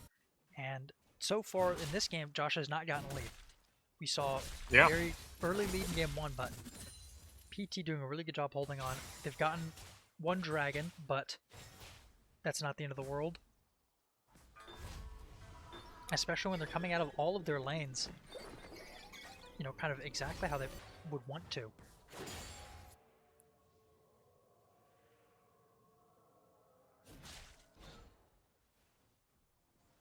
Future, I like your thinking with the Nivea Poppy combo. We mentioned it last game, but they're on opposite teams. This game, definitely look for it. They might be able to just catch some people out with that. I mean, everyone on the side of SPS has ways to get over the wall, so it's going to have to be really well coordinated. If the wall comes out and Poppy's not right there with the E afterwards, SPS will recognize what's happening and get out of dodge, but... Like, PT is trying to take vision in this bot side, but Alec gets first move. But they block the Lee Sin Q with the Wu clone. Very interesting. Still have a minute till Drake, so... Yeah, I mean, CS looked super even. Small gold lead for the side of SPS. That's just from these platings that have fallen 2 bot, 1 top.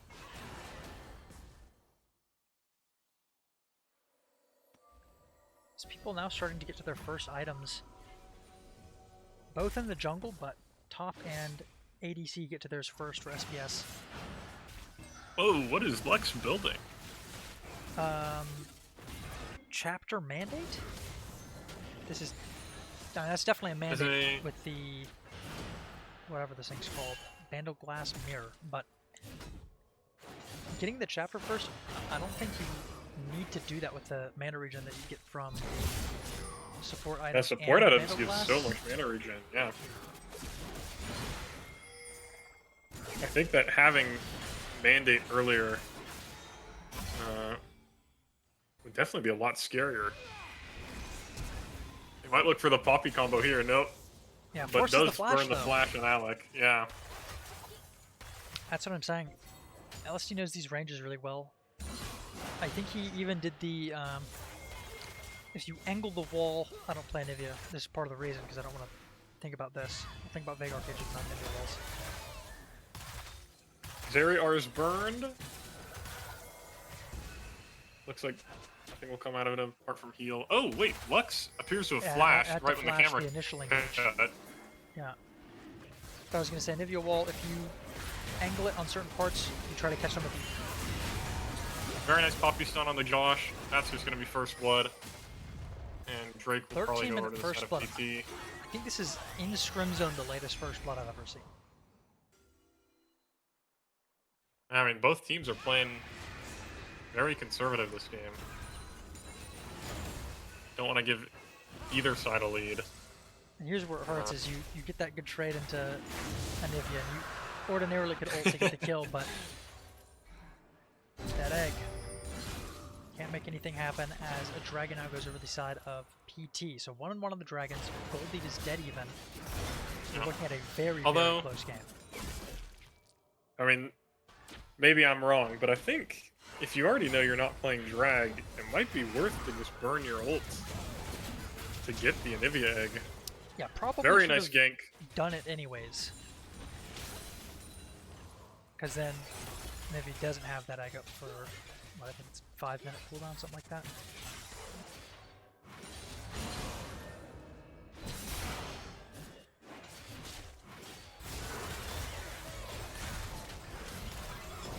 Looks like a bot fight will be breaking out.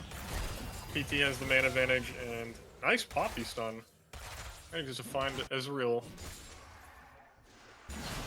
This is what I'm talking about. I mean, I think PT as a team does really well when in the face of adversity. They lost against Rift Sharks. They came in with a new strategy than they had into Rift Sharks for Game 1 in this series. That didn't work out, but they made a good adaptation. They've tightened up their gameplay, and now they're 3-0, even in objectives. Actually, they have the grub, so they're ahead in objectives. And they've managed to squeeze out a 1k gold lead as well. Yeah, and I mean, I think, as you said, Josh not getting this early lead, especially on a champ like Lee Sin, very rough for SPS. Gonna have to rely on Syndra and Ezreal to scale up. And I do think that scaling is there. I don't think either team is really on a timer. I think both teams just want to play a really good game and get the small leads where they can.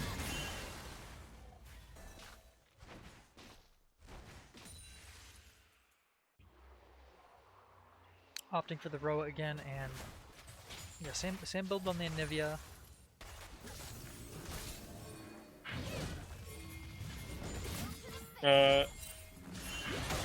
Josh did not opt for Eclipse first. I guess that's a big difference. Shenar comes out. Sadly, Poppy R knocks both of them away. I think if they had communicated that... Ooh, nice stun on Anivia.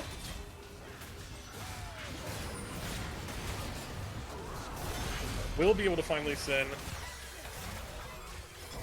Managed to trade it for the Poppy, though, using both Syndra and Renekton. Man, these walls are just completely messing up SPS, but Yurg goes in for a crazy engage.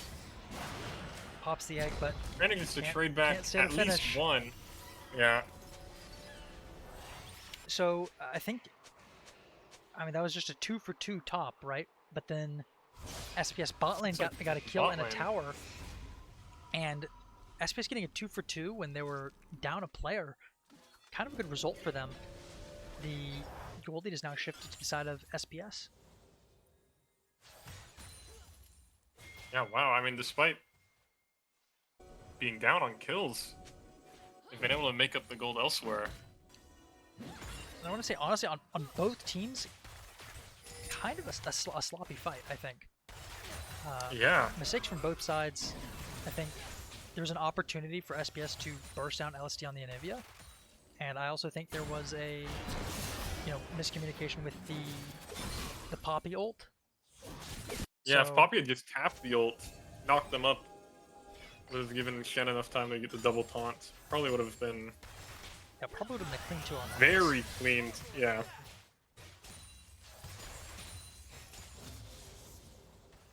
But that's something for them to VOD after this game. True. And then props to Yurg. Knew that he could continue to chase despite all of his teammates going down, and managed to trade back a kill and egg. Ooh, nice combo from both the Syndra and the Lee Sin there. Yeah, they mess up the W there from the Syndra. Didn't expect it kicked. So we're seeing, I mean, there's a lot of repositioning tools in this game, so I imagine we'll see a lot of missed spells. I think this game is going to be so close, you really want to tighten up and get your communication to the point where you're not making these mistakes. Yeah, I think on both teams, they really just need to communicate what spells they're using. Because now we have seen it happen twice, where plays that look really good get messed up because...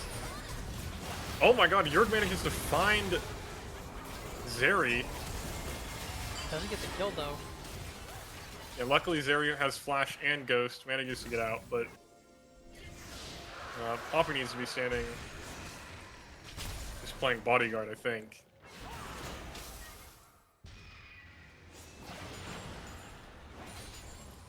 Honestly, game 1, I liked the Swifties on both sides.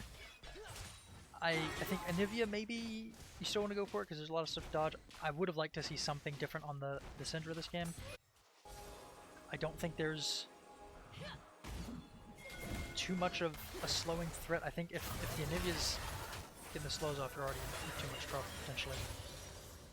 Would have maybe Sadly, Lux root goes wide. I mean, this Lux, even with just Imperial Mandate, if she hits a root on someone with ult, Lux damage is kind of insane, so...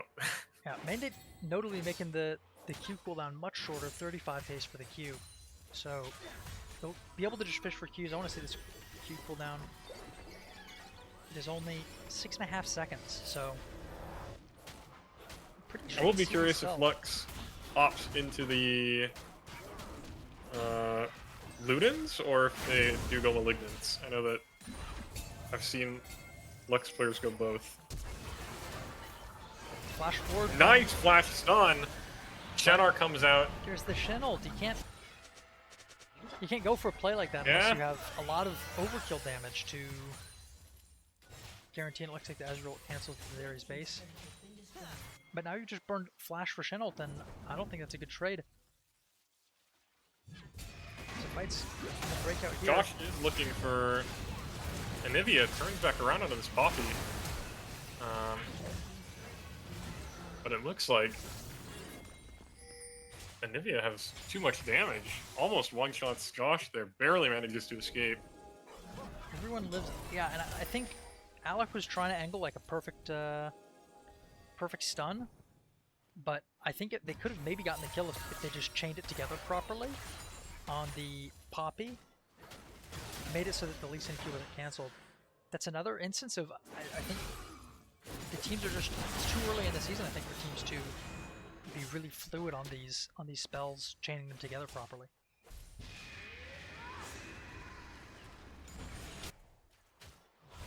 But notably, no kills happened in that top engagement. I think Lee Sin had to burn Flash, but they did get the mid tower on the side of SPS during that. So Goldie's still around 1k.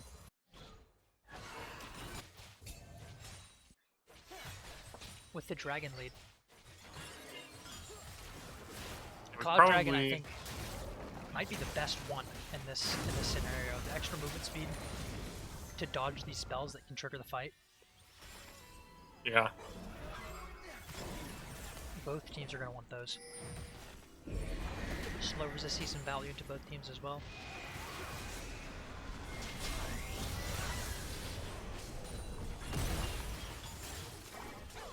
Oh, almost gets the Lux root onto the Zeri popping out of Shelly. Yeah, there was some altitude stuff going on there.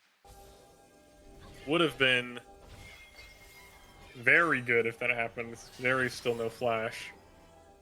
I'm going to take a peek at the Syndra E cooldown with the blue buff, 8.33. You have this high haste, Blackfire Torch, Cosmic Drive build, and blue buff has been buffed to give more haste now. It now scales with your level, going up to 20 haste. Josh goes Death Stance second item. Very nice into PT's team comp here, with only Anivia really being there for AP.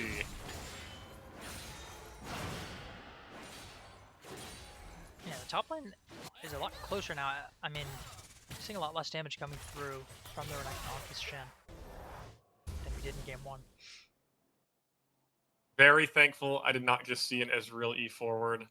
I have seen that way too much, I think, in the Scrim Zone games where it's like autopilot, Ezreal hits W and then just presses E.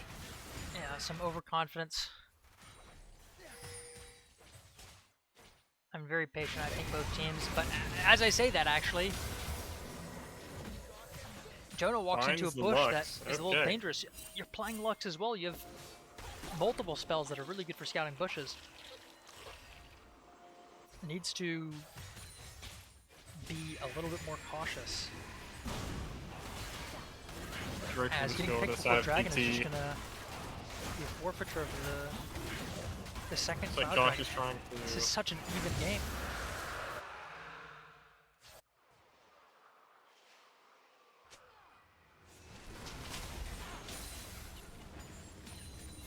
Yeah, I mean, SPS is luckily, or it's not luckily, but done a very good job of keeping this 1k gold lead. Ezreal has to burn Flash. Yeah, Millie just has to burn Flash there. Lee Sin knocked out. This Poppy almost gets away. Does get away, never mind. Now Renekton is opting to chase Poppy instead of helping his team. Might be the wrong call there. 3-0 in favor of PT. Poppy tries to go in, maybe a little too deep. Never mind, they trade it back onto the Renekton, and he burns Flash. Very good fight for PT. I think that Poppy managed to evade them for so long and kind of like split them up that it really put SPS in a bad position. Both teams are doing such a great job keeping this game even, but I think that's the fight that's gonna, you know, break this game state wide open, give PTs a lead to make more forceful exchanges. That might be the first bell tolling on the conclusion of this game. Oh my gosh, Rabadon's completion just from one rod. for Anivia. 3-item bird, very scary stuff. 3 items on Yugzeri as well. It is looking rough for SPS after that. Their 1K lead has flipped into almost a 3.5K lead for PT. Yeah.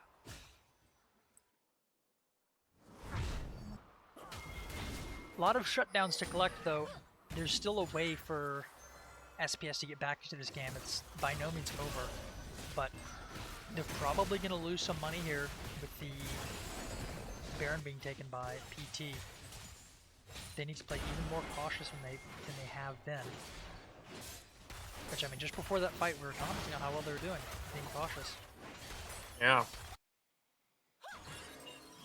I mean, I really think that they just went in too far for that Poppy. Looked like a very good pick, but Dave played it really well, managed to escape, and then I think SPS should have just cut their losses, but tried to keep playing it. Maneuvering and escape. Yeah. I will say, though, I think they've overcommitted to the bot side of the map with this Baron. SPS managing to get the mid push, and I didn't see how many plates they got, but I believe that tower wasn't that low. So you have the Baron, but you're not really winning the map. So trade blue side jungles there. Yeah, I'd like to see PT do something with this Baron before it runs out. Nice wall by Anivia. He's going to try to get out of there. Josh is here. I think he's too far, though. Yeah, it looks like Jurg is just caught out. And Josh gets to escape. He realizes what's coming before it becomes too much. There's a great taunt onto Alec. Whoa! Ingrid's found. That was almost a death sentence from one taunt. You really need to be able to react to the Shen taunt if you're playing the Syndra. Make sure that he can't get on top of you.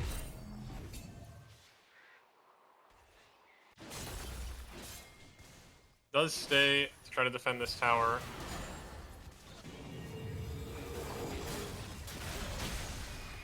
Josh finds LSD Dreams in the bush. Does still have egg though. I don't know. Might be bad for Josh. For Josh, flashes forward, but there's the Shen. Flash kick. There's the Shen. Yeah. I mean, I think it's the second or third time somebody on SPS forgot about the Shen ult this game. Uses flash to try to guarantee a kill, but the Shen ult is gonna make it impossible. As this is a huge contrast between game 1 and game 2 for Josh's performance. Yeah, no kidding.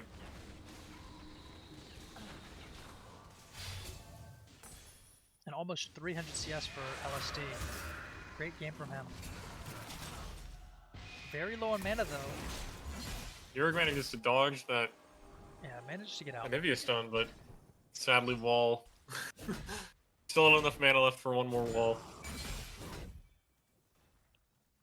Yeah, and it was low percentage of mana, but when you have Robo Archangels, you can be 5% and still have a couple hundred in the tank.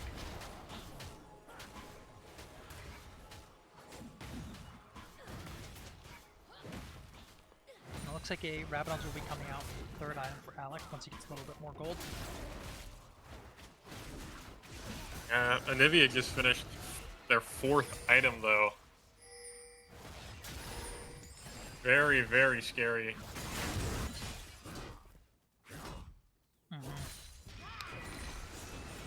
And that extra bit of armor with this already large HP pool will make it so that, you know, the Zhonya's active will be a great save for the times you're truly caught out of position. But they've done a great job making the Renekton land into the Anivia, where he hasn't been able to do anything. And the 50 armor from Zhonya's will make it so that even if Renekton gets on top of you, you're probably fine. I don't think you'll get one shot. It'll probably take many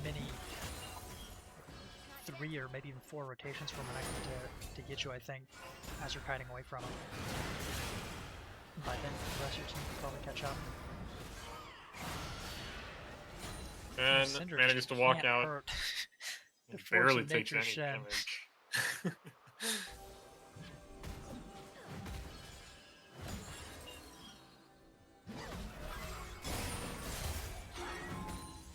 I think good itemization this game overall.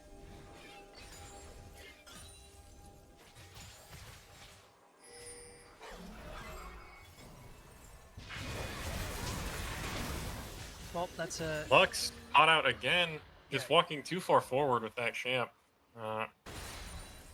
Really need to be cautious of... Yeah, only 2 deaths, but they were kind of at crucial timings. The first one guaranteed a Drake, the second one is gonna guarantee the Baron. And, you know, they survived the first Baron. They lost a bit of gold during the duration of it, but... Or I actually think they didn't really lose gold during the Baron, it was just after they took some bad engagements, but... Second Baron going to PT, they need to, once again, survive the onslaught, but I don't know if they'll be able to as we got to the 4th item, but Syndra needs to finish this Rabadons, which I think should be happening right about now. Yep, just enough to buy it. Very good. Slamming mid. See if they go inhib out or if they try to push a little further. They're being respectful. Man, it's so hard for this Lee Sin to play the game. Yeah, I think the Wukong Poppy adaptation was really great. The highlight of the game.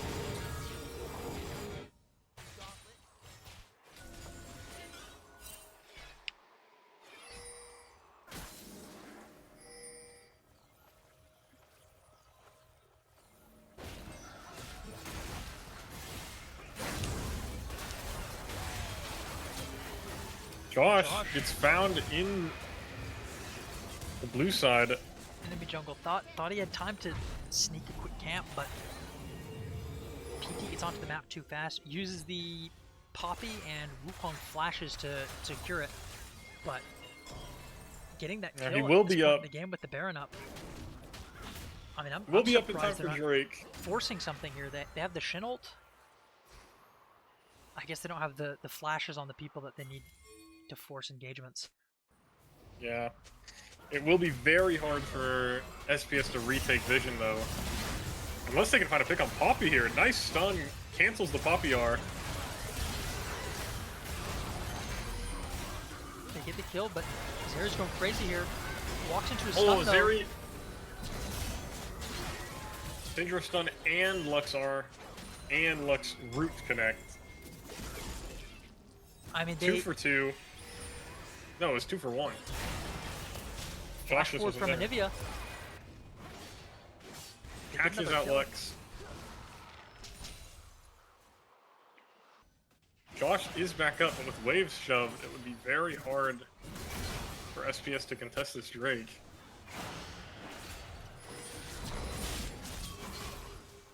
I mean, Renekton's trapped on defense duty, but actually just TP's out. Renekton TP's to the dragon.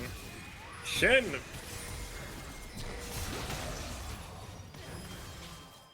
Good use of Zanya's. Zanya's burned. They do secure Cloud Soul, though, on the side of PT. The Shin W buys enough time for them to get the kill onto Josh. Barely are able to kill Anivia. Yerg gets found by the Wukong. I think that's going to be the game. Yeah, it'll be very hard for Syndra and Lux to defend here. Tries to get the execute, but Shen is just too tanky with that force of nature.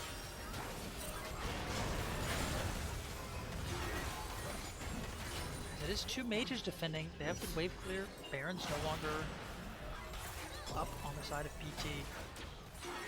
They're able to hold for now. We'll see. Might opt to just go for the triple inhib, but yeah, the other 2 are gonna respawn before Baron, I believe, so it's kind of a Putting fake triple inhib. But SPS into a what could be somewhat beneficial for them actually, as they collect more farm. you definitely Uh, want to get that bot inhib though. That way you have yeah. one down for the Baron. As long as they are able to pressure it before Baron or during Baron. Yeah, I mean they might on this wave be able to close out the game. Flash is still down for Wukong and Poppy. If no one Dave had those flashes, I definitely think they would He's try looking to go for something, Josh but... again here. Oh, and I think Jonah might just be dead Lux again. might be caught out. Does manage to hit the root, but nobody's there to follow up on it. But a root doesn't stop the Anivia damage. Yep. Yeah. Sadly, Lux just cannot retake vision on her own. She definitely needs her team. And we've seen her get caught out. Anivia Poppy There's combo. the Poppy Anivia combo, yep. Wukong also follows up with his ult, and this is going to be game. Yeah, nothing to do about this. Very well played by PT. Yeah, they farm some kills at the end. A really impressive showing, and we're going to a game 3. Yeah. And that's kind of what I was saying, where I didn't like how a lot of teams were choosing to take red side if they lost. I was saying they probably have a plan if they're going for blue, and they did. It was a great plan. The Wukong and Poppy just do a great job making it so that Josh can't get a lead. And that ended up being the big difference maker is Josh didn't get that lead, so the game stayed even for long enough for PT to come online and eventually break open the game with a big fight in their favor. So, well done from PT. I'm excited to see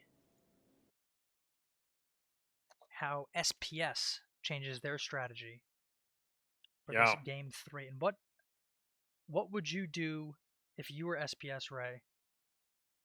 You know, I'm going to go back to this game 2 Uh-huh. draft.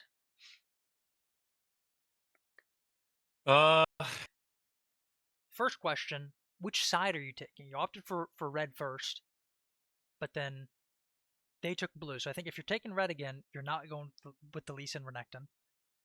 Or maybe you take one, but definitely not both. I could see them taking the Renekton, but I think they might drop Josh's pick yeah. down if they take If red. I'm SPS here, Yeah, I which side would you probably choose? would choose red again. I don't think that Renekton is like high prio enough to warrant a B1. And I don't like, and I think that Josh has a really wide champion pool. So like getting banned on, like they're going to just ban Graves Udyr again. So it's not like taking blue side will allow him to play a champ like, that he's maybe got more experience on. And then I really think that they just kind of they let mid take R5 despite PT blinding mid on B1, Yeah, I never which is like probably saying that. the biggest kind of question mark on this draft. And so I think game 1 they made such a good use of R5 with that Poppy pick, and then seeing them kind of waste it this game was probably the biggest one of the biggest factors that led to them kind of like losing this draft. And so I do think that they should take red side again, but uh, hopefully they're able to make a better use of both R3 and R5. Yeah, I mean, I think the R3, when you're playing into this kind of comp, I think the Ezreal makes some sense. Oh no, I like that. Yeah, I wasn't saying that the R3 in this game was bad. Okay, yeah. Uh, Mostly just didn't need to drop the Syndra that far. Yeah, I agree. I mean, I think if they liked the Renekton game 1, which I liked, and I don't think it came out even in a matchup I thought wasn't great in game 2. They could keep the Renekton, but then go for the Syndra on 2, I think would have looked better. The question Yep. is, though, do they even play against the Anivia? Do they opt to ban it? They go for That Ahri. is Bard and LeBlanc, and Bard being, Dave's signature champion, putting respect on that. Yeah, Ari, I Bard is think, also is. just so blindable that like if they did opt for the 3 ban on mid, they're gonna B1 Bard. Like there really isn't that many bad matchups for Bard, if any. He's just kind of like a really all around good champion, and even in bad matchups, he's so good at roaming that it doesn't matter. Mhm. So I would be shocked if they dropped the Bard ban. I really want to see, honestly. I know that we've been talking about Josh's early game presence, but I'd love to see Josh pick a champ that maybe scales a bit better into late game, since as we saw this game, when he's denied that early game advantage, uh, looked really hard for SPS to come back. I think PT made the mistake of not addressing the Lee Sin enough in game one, but they addressed it heavily in game two. So you got to change your pickup. I'd love to. I mean, I'll be honest. I was a big Fearless supporter. I think Fearless guarantees that the games change up and get interesting. But I think so far the difference between game one and two to me is what makes normal draft able to be interesting, is when teams make the right adaptations, and you make these changes that are really into, like, I mean, the B1 Anivia almost. I mean, if you're SPS, maybe you should know that something's up if they're going for a repeat after that loss. So maybe some overconfidence from them, but either way, the next draft will start soon, and we'll get to see what they change. Yeah, I'm wondering if Jurg is just going to take Renekton again, or if we're going to see a different champ out of him. Same with Anivia, especially if SPS keep bans the same. I would really love to see them maybe try to come up with a comp that can counter Anivia, since it's looking like it's gonna be B1 again. If we're following a pattern here. Mm-hmm.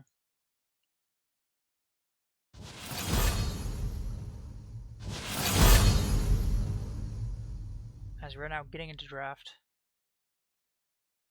I'm going to remake the assets.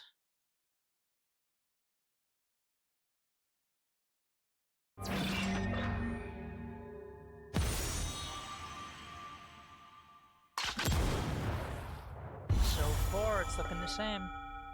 Yep. Now we'll see. Opt for the Anivia over the LeBlanc. Yeah, I think that's the most natural conclusion to make.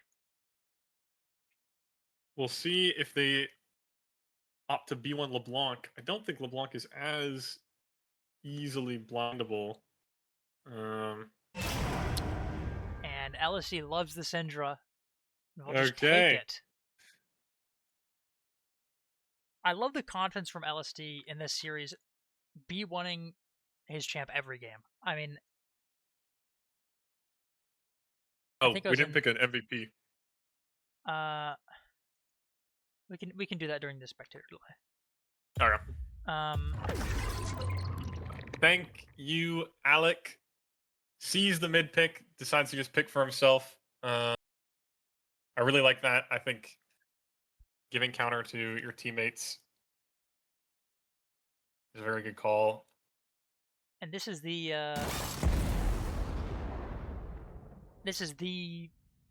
mid lane matchup of Scrim Zone. I would say Cinder Victor is.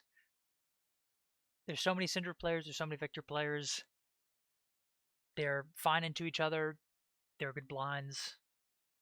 I think really this is the matchup that I would expect to see the most this season, especially now that it's normal draft. I think if me and Kyle were still playing into each other, we'd probably just have to be playing it 3 games in a row. So if it goes to 3 games,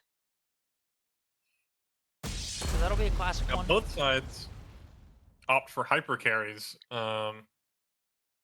But PT secures a good lockdown for the Jinx already with the J4, and Yeah. Syndra would have a way to kind of cancel a J4 initiation, but Victor doesn't have anything like that. So needs some sort of protection for the Jinx, and it could be that Poppy pick could come It through could here, be. and it looks like they're thinking the same thing. Yeah, Poppy is able to prevent Zeri from They go for dashing the on the Scion, walls. though. Okay, never mind.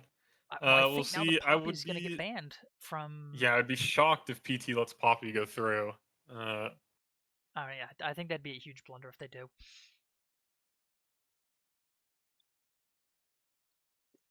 I mean, Now, Wither in this game does completely brick yes, Jinx. Nasus needs So to go. Nasus is a great ban. Mundo could stay up. We'll see if they ban it. Jinx is more Braum capable of banned. dealing with it than the Ezreal. But let's talk Braum about this is Scion here. I mean, Yurg hasn't been seen too much in the server, but I'd say that the Scion is the signature pick for Yurg, so did great into Prosperity last week with it. We'll see if it goes as well this game. Yeah, I mean, I really like seeing the Scion over the Renekton. And they Personally, go for the just Shin because ban. I think that on Scion, like Renekton just feels so kind of feast or famine. Like if he's not ahead, kind of similar to Josh's Lee Sin. If he doesn't get ahead, it's a lot harder for him to be impactful. But on the Scion, and you're just permanently scaling, so and able to be a frontline for your team. Also, I wait, never mind. They do get the Poppy ban. So we need to see. That's Josh's Josh's Jace Jace is jungle. quite good, but We'll see if he opts for it. I mean, if you pick something like this, Vi, I'm not expecting it. What? Whoa. Very surprised by that. I think I've seen Josh play Vi like twice ever. Good into the Zeri, but yeah, Yeah, it's not a champ that I would expect Josh to play. good to the Zeri. Synergizes pretty well with the Victor, but yeah, wouldn't expect it from Josh. I think the kind of two ideas were, or I guess three ideas were, pick another carry so that PT is spoiled for choice. They can't go for everyone. Pick a protection for the two carries you already have, or pick a threat onto PT's carries. They've opted for the third choice here. Cho'Gath Scion will be the top lane matchup as... I saw the Terra cover. Terra would make it very hard for Vi to be impactful against Zeri. He goes for the Soraka. Now this is another one that's pretty good into the Vi. You can drop the silence on Vi's feet after the ult engage, deny the Q, and it has that global presence with the ult that PT last season loved playing with. This series they loved playing with the Shen. And I think SPS didn't respect enough in game Lulu 2. last pick. Lulu's great with Jinx, but not a very good use of the R5 again. I think that you could have just slammed the Jinx Lulu earlier in draft if that's what you were going to go for. Maybe given even jungle R5. So a bit of a, in my opinion, misplay on the draft, but we'll see how it pans out. Looks like PT is also playing complete wombo combo with Jarvan ult. Soraka silence covers the entirety of Jarvan ult, and then Cho'Gath can hit the Q. Cedric at the E. Cedric at the E. So if Jarvan finds a big engage, it could look really bad for SPS. I will say, game 2 is really slow and controlled. Not a lot of fights outside of the objectives for the first, I want to say, 20-25 minutes. So if SPS keeps that up again and Jinx and Victor have their flashes available for the engage from Jarvan, I think they'll be fine. You can flash away from that. You can't flash away from the Vialt as much. I do think there's the risk of SPS not being able to follow a Vialt that gets flashed. But I still do think, despite that, I favor the PT draft. I think both teams have this dual carry, big front line, enchant. I mean, they're so similar in terms of setup on the draft. But I feel a lot safer playing one of the PT carries than I do playing the SPS carries. And I think that is going to be the difference maker in this game. That being said, as I mentioned earlier, SPS does have the ability to play the fights better and come out ahead. It's not as if it's a foregone conclusion from draft. So we should see another really interesting game in this game 3. Yeah. As long as, I think I'm with you. I think that I also favor PT's draft just because it looks easier. Like easier to play, easier to not get caught. SPS really needs to have their carries not group up. I think if both of them get caught in a Jarvan ult, it is doomsday scenario. I am going to be curious to see how they play fights though with Vi and Jinx on the same team. If they do opt to go for just front to back reset, or if they're going to try to dive this Zeri.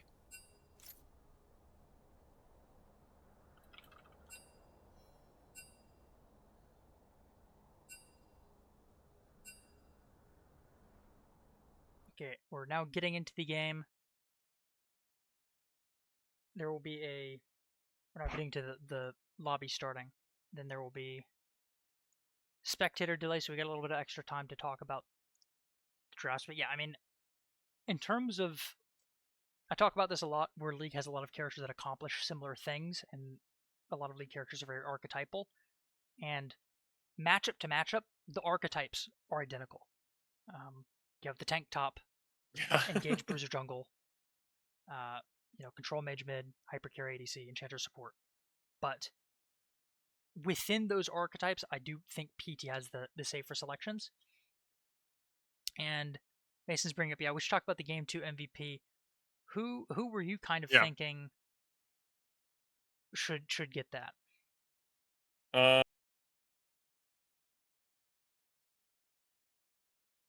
I think a lot of people could earn it. Yeah, I think for me, it's kind of a toss-up between LSD and Dave. I saw a lot of great Anivia walls, just like, and stuns, picking people off. But I think for me personally, I'd go Dave. I think I saw the Poppy get so many stuns on people that were out of position, and the game completely blew up over that one fight where SPS sent like 4 members to try to kill Poppy, and he made it out, and it just like completely kind of made them walk into a chokehold with the rest of PT. I think that if prior to that fight, SPS was even ahead like 1k gold, and after that fight they were down 5k and they never made that lead. They never took back that lead. So I think for me, I would go Dave. That makes a lot of sense. I was thinking between LSD and Gnome. You bring up Dave kind of had the fight where things blew up and went really well for PT. But Gnome did what I think they needed to do and shut down Josh. Made sure Josh didn't get any plays. There's that top dive that almost happened that Gnome made it to and deterred Josh from doing after Spiral burned the Shin taunt, and the dive looked doable. Kept up in CS. Kind of was in all the places he needed to be to make sure the game didn't blow up, the opposite direction. And, did pick that great Wukong adaptation. So, I mean, could go both of those, but we also both nominated LSD. So I think maybe we just meet in the middle and give it to him, because I do think he blinded his character, played a tough matchup, came out ahead, didn't really give up anything that game. I actually don't know if I can point to something that LSD did and be like, this was a mistake.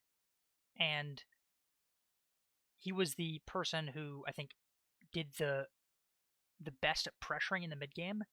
He was for a long, long time at that top tier 2 tower, getting plates, forcing people to base and lose waves. And I think he did a great job in generating that slow gold advantage for PT after that first fight that went well for them. And I think if you don't have that follow-up after you win the fight to make a gold lead, then it'll just come down to another fight, another flip later in the game. But I mean, it sounds like you were happy with an LSD nomination yourself, so Yeah, I mean, I think that. I mean, I think similar to you, uh, LSG just didn't make any mistakes really, and so it's very easy to just and was very very scary. Had a very, I think he hit 4 items before Alec hit 3, Yes. and so it was just a crazy lead. Played very well that game, and as we can see by this draft, forced the Anivia ban for game 3. So clearly Yes. they're scared of it too. Yeah, but I mean, really, I mean, once again, just well played from everyone on the side of PT. We talked about 3 of the players, but Spiral taking the same matchup after it doesn't go well in game 1 takes a lot of courage, and then to perform better in the second game, uh, and come out ahead. Really well done. And then the Shinnles were crucial that game. Talked about gnome preventing bad things from happening. The Shin kept trading ult for flash, which was huge for them. And then Yug, we talked about how bad that lane could have been for him, but he ended up coming out completely even though his support was roaming for a lot of the game, Yeah, and Joan was mostly staying bot, unable to deter Yug from any farm. So great job yeah, from managed to PT stay all around. very healthy that whole game. I don't know why it is. There we go. But now we start game 3. This time, Syndra has taken the different player on Syndra, but taking We'll the see. It laning looks room like with Comet, they're trying to matching Alec. defend against this ward. Josh asked his laners, and Lulu's here too. Find the knockup onto Cho'Gath. Cho'Gath might be forced to burn flash here. We'll see. Might just die. Josh And burns that's flash to first try blood and for secure, Alec. but yeah, first blood for Victor. Already really good in this very, very tense, very, very close matchup. But Victor gets the added benefit of getting 20 of his passive fragments. No clue what they're called. So he'll get to his first evolution very fast, which is a big, big difference maker in this matchup. So big advantage already going the way of SPS. Yeah, I mean, I think really smart for Josh to, or whoever called it. I'm just assuming it was Josh because he's jungle, to call for help defending that ward because they did it game 1 and 2. Yeah, I mean, that's what I'm saying. You got to make adaptations, and that's a correct choice to make. Getting the read that they'll go for it a third time. The Scion Q getting a great stun off, and Jonah coming ended up being the difference maker. So Yeah. good play all around. As I've realized, I've not zoomed out. Nope. Rookie mistake. There we go.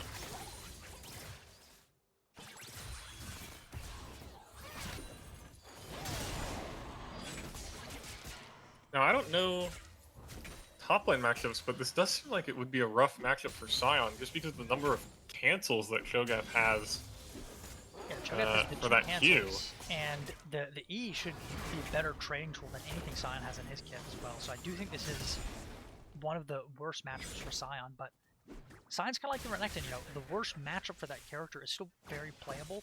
You can come out even if you play it right, and Yeah. Sion has the additional benefit of passive making him almost unpunishable, able to, minimize losses if, you dive under tower with 4 waves crashing as any character in the game besides the Sion. You'll probably just have your lane end on the spot, but Sion is able to farm up those creeps after he dies, so he manages to clear that wave, not having to... There he dashes in. Oh, Jinx gets caught in the Soraka root. Sadly forced to burn flash. Might die too. Could have maybe backed off, thought the... Yeah, I think Lulu didn't know that Lulu had shield.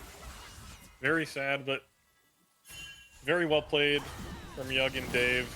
Josh barely misses the Q! Josh is also gonna fall here.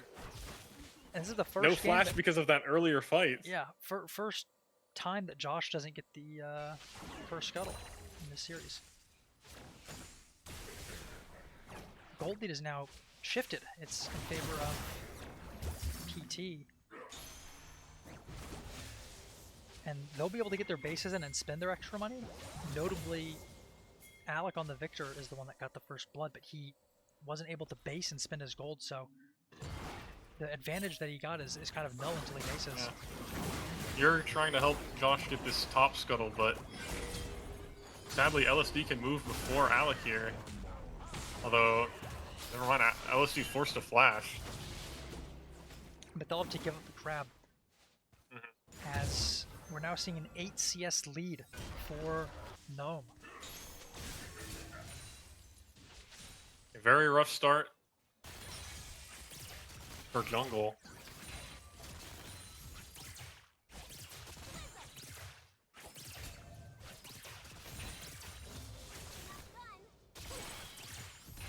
Cold purchase from Millie on the Jinx versus the BF sword for Yug. That is... Yikes. That is definitely going to make it rough. I do think that... whoa, taking 2 tower shots. That might have been a little bit of a misplay from Spiral. I think he was doomed to tank 2 tower shots either way, actually. Because I think if you get hit by the Q, it kills the range creep, and then the E pushes the other one from another tower. Okay, well, manages to make it out, doesn't have to burn flash, so... But I mean, that's a good kind of Scion trick, I guess, where you can... Into this match... Force him? Yeah, force him to take some tower shots one way or the other.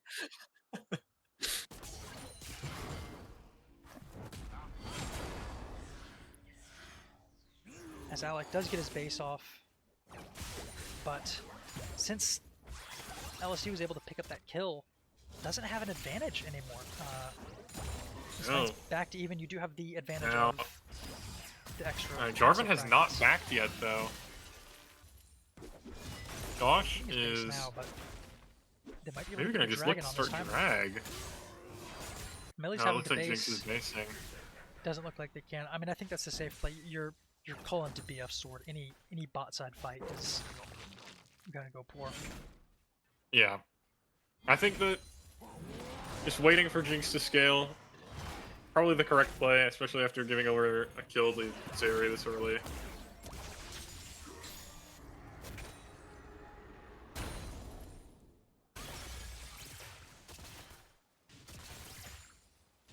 So yeah, I would love to see. I think both junglers can try to take advantage of the mid laners here, as they're both immobile mages. Nobody though. LSD doesn't have the flash. Yeah, so we'll see if Alec manages to call Josh to come for a mid play.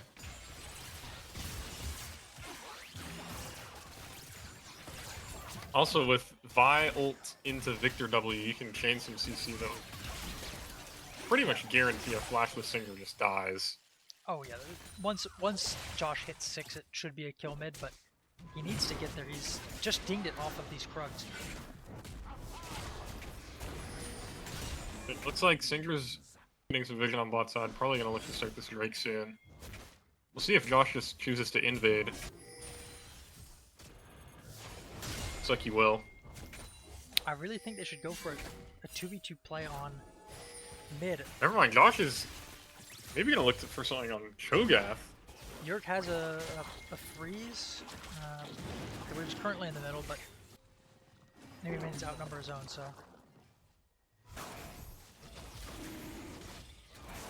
I think it's really hard for him to go on top of Cho'Gath. Take a bad base. But on the other side of the map, PT gets their hand on the Kim Dragon.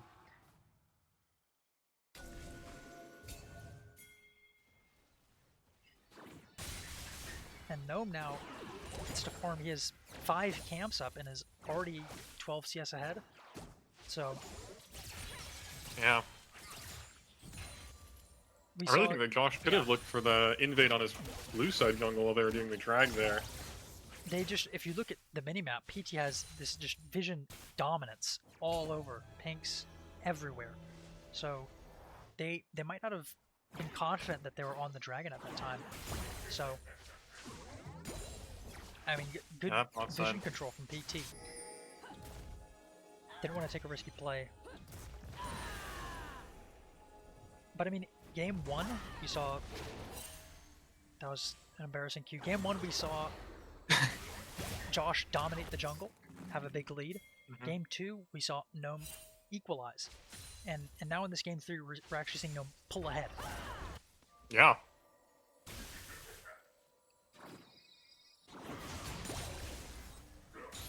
Syndra about to have flash back up. Looks like it literally just came back up. So sadly, the timer to make a play on her is kind of already over. Yeah, I think that was a real missed opportunity. When you're picking Vi, I think your eyes need to be locked to mid and They might box. be looking for a play now, but with flash up, she might be able to just flash under tower. Never mind, she went too far forward.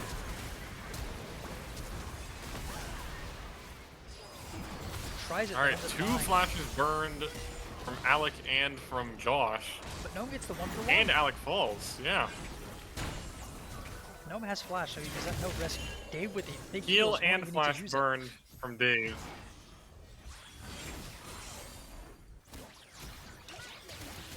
And it's kind of an exchange in a way. Dave burned the flash. Yeah. Almost gets a kill. And Yug is getting Oh, if they'd very... talked about that a little more, they could have stepped forward and gotten like a Lulu before the rocket or something. So Yug is trying to stay. Maybe with Soraka healing he can, but... I think we'll be able to get this wave. Next one's going to be a bit hard, especially when your jungler's topside. Yeah. Jesus Christ, this Soraka Here healing the is grubs ridiculous. died. They need to go for some sort of play here. Josh looks to be hovering bot side, which I think is correct here. Both the support and the ADC are so low. If they can pull off a dive... TP comes out from Cho'Gath. That should deter any play. Yeah. But Cho'Gath's going to lose a big top Hopefully- lane for that. That's yeah. They've Ion can take advantage of this. chosen to bleed out top lane a bit in exchange for bailing out bot lane. I mean, I think you have tank losing some golden XP versus a hyper. You'd rather make it so that the hyper. Oh has yeah, a good definitely the time. correct play there. Yeah. But But bail also out your you're bot side, denying an advantage. You're denying extra gold in the game from kills. You know. And it looks like Sion's gonna get 3 plates off of this, so he's in a very good spot now.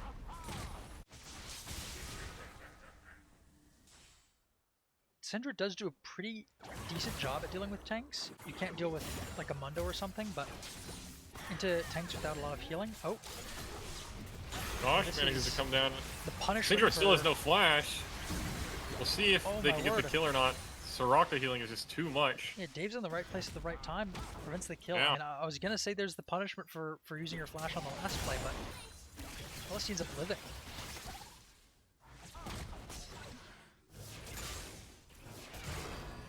You just saw Lulu take 2 tower shots and he's down to like a third of her HP.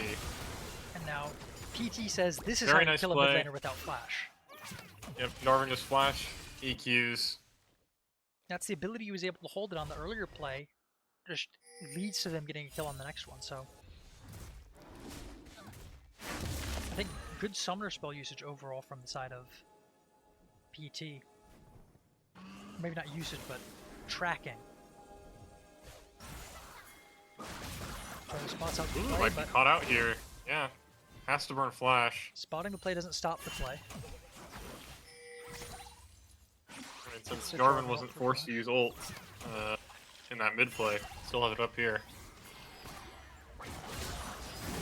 Oh my word. Oh, bot lane gets caught. Very Uh, nice engage by Gnome. I know it came over SPS that they got far too confident. Stepped where they shouldn't have and ended up losing both players' live spot for it. Yeah, it looked like there may have been some miscommunication there, as Josh Second dragon is going to be notably going. backed off.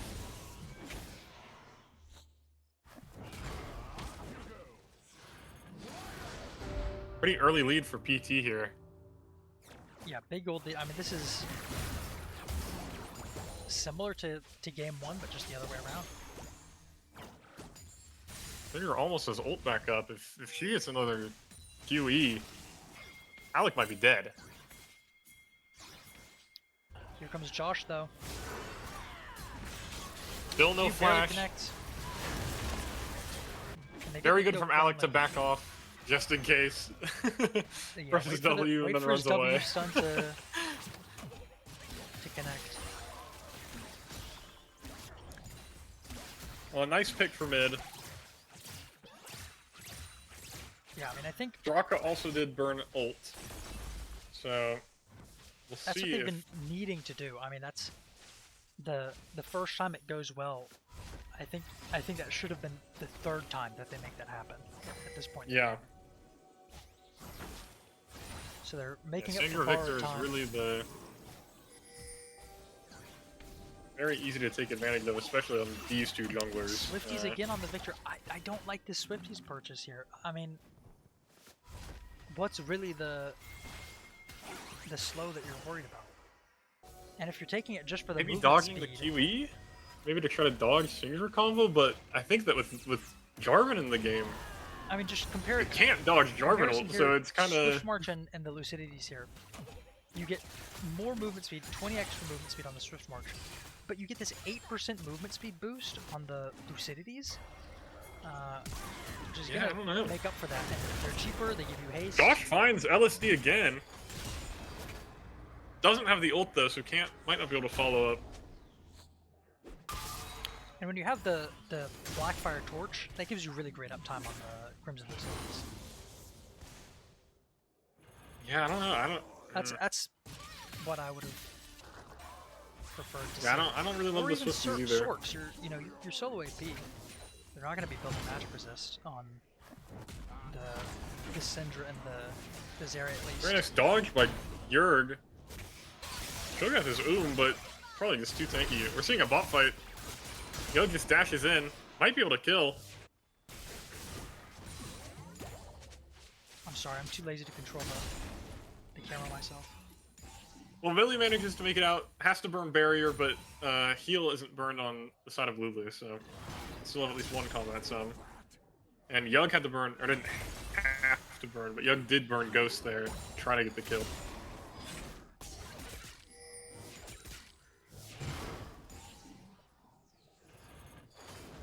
Heartsteel completed for Full complete as well. Cho'Gath. Just sold that. Yep. Sparrow gets the See, feast. honestly, if they can make a play before Zeri my has word. the chance to base, Good nice job play by from Josh. SPS. Yeah, the ult following the Zeri is a treat to watch.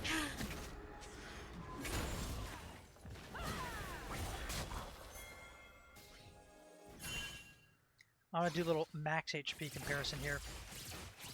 Yeah. Feast is given. Yo, can it stop going away? 960 8 health. stacks. 8 stacks of Feast already. Wow. And only 700 health from the Scion. Notably, though, you have the 8 stacks. But he's 2 already epic got monsters. 6 minions. You've gotten the 6 minions. He's even eaten an extra monster just because he was hungry. So you've run out of the free stacks, the ones that are guaranteed. Now you gotta start getting some no champion champions kills yet. with it to kind of increase the health that you're getting from that. Or just at level 16, that'll also increase the health you get from it. But Yeah, I mean, honestly, I'm a little surprised, considering how it was looking early game with the Cho'Gath being able to cancel Scion Q with 2 of his abilities, that he wasn't able to get a kill. But I guess Scion's just too tanky. and I think George also very controlled gameplay, not going for any risks. As neither ADC at 2 items just yet. He'd be able to get vision before SPS for this drag fight. Very scary to walk into Syndra. Might just have to give. I really don't think that they can Giving contest third this drag easily. feels bad, but Spiral's coming to TP. Good decision, just guarantee you get this. And Josh looks like he's maybe going for something, but Millie's on the other side of the map. There's no way they're trying to contest. No, they cannot. As that's a 3rd epic monster eaten by Spiral. Gosh, might be trying to get Alec to look on this Zeri. Great blue ward. Very nice From blue Yoke ward. spots out Josh. Knew that he was weak side. That's one thing I like about Yug. He's a good sixth sense for danger. Josh instead tries to go on top of the Syndra, but Syndra still has flash. Gets to do the ult for flash trade.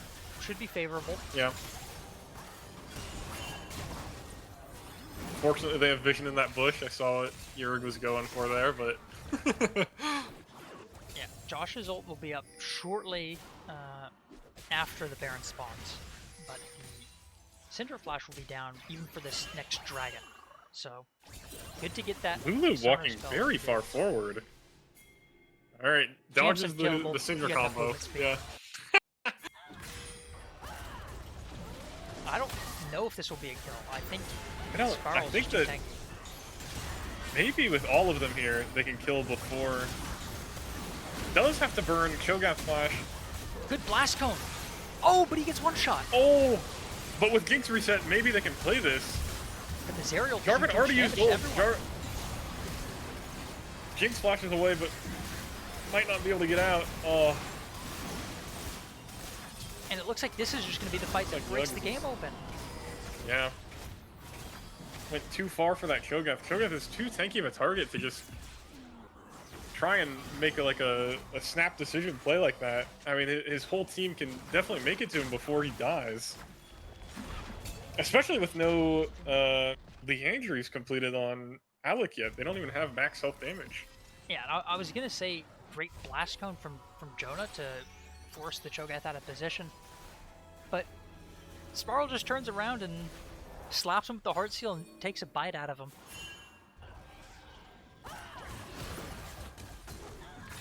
Elsie's low on mana. He was over the Syndra combo.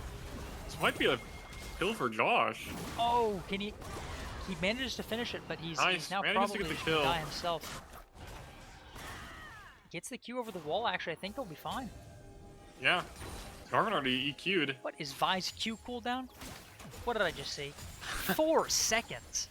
What the fuck? There's no way that's serious.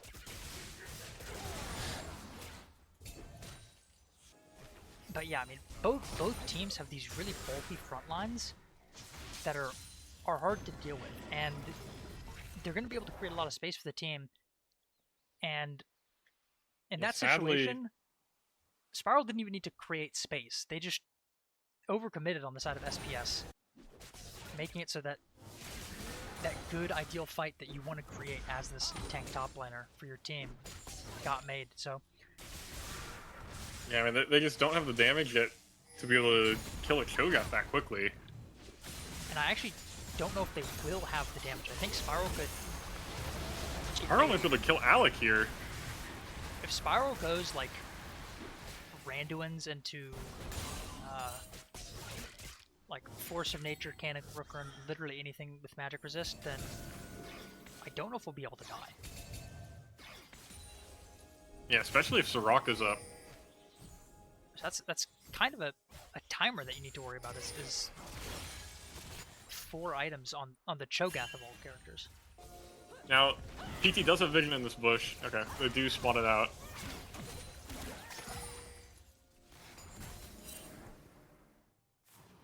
Notably, the gold isn't that big. I think before that big fight, it was actually in the favor of SPS. They've traded off some gold for objectives. But now that... Yeah, I mean, I think... Now that the gold and objective lead is in favor of PT, it's going to be really hard to play, and they've once again gotten to the objective first. I mean, you got to do a better job getting there first on the side of SPS. Sole point for PT, so very hard for SPS to just decide not to contest it, but... Yeah, I think you need to contest. I mean, we'll see what their plan is. You need to just burn a couple waves. You need to sacrifice some waves. This fight breaks out. Tries to go in. Family killed. Jinx might get reset here, though. Jinx gets reset onto the Jarvan. Scarl takes no damage, though. No. Yurg also takes no damage. Neither does Yurg, though. Yeah, both teams are choosing to target the tanks. The Zeri ult is cutting to the backline while hitting Yurg. Yeah, that chain lightning is managed to half health all of the SPS backline.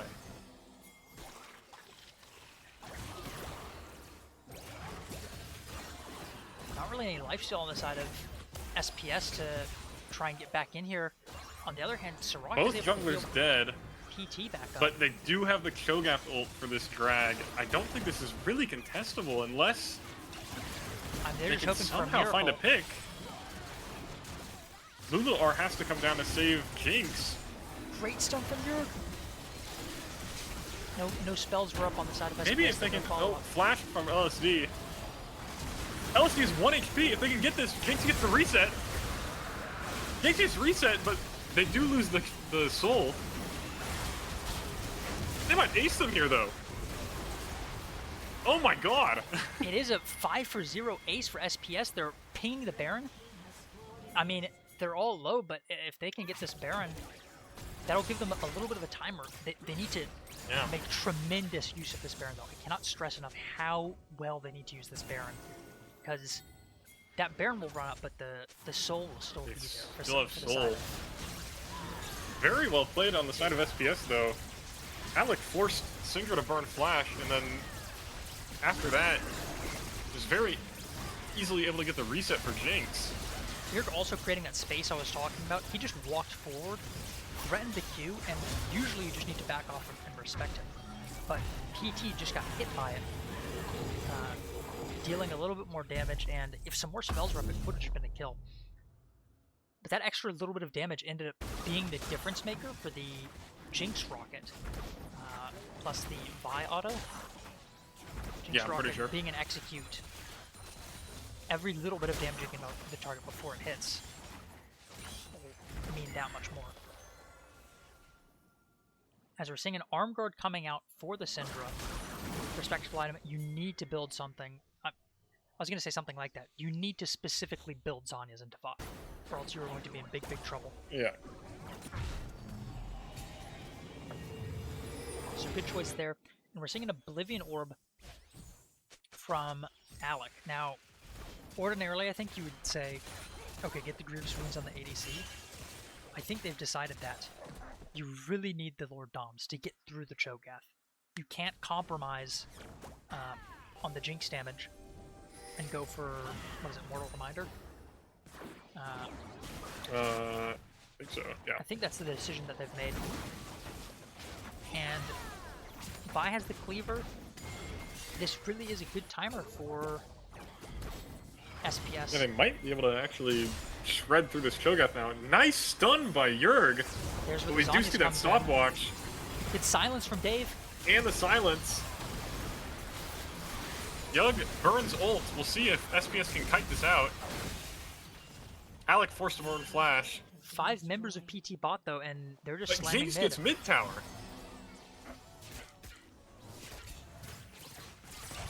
Jinx might be looking for more, too.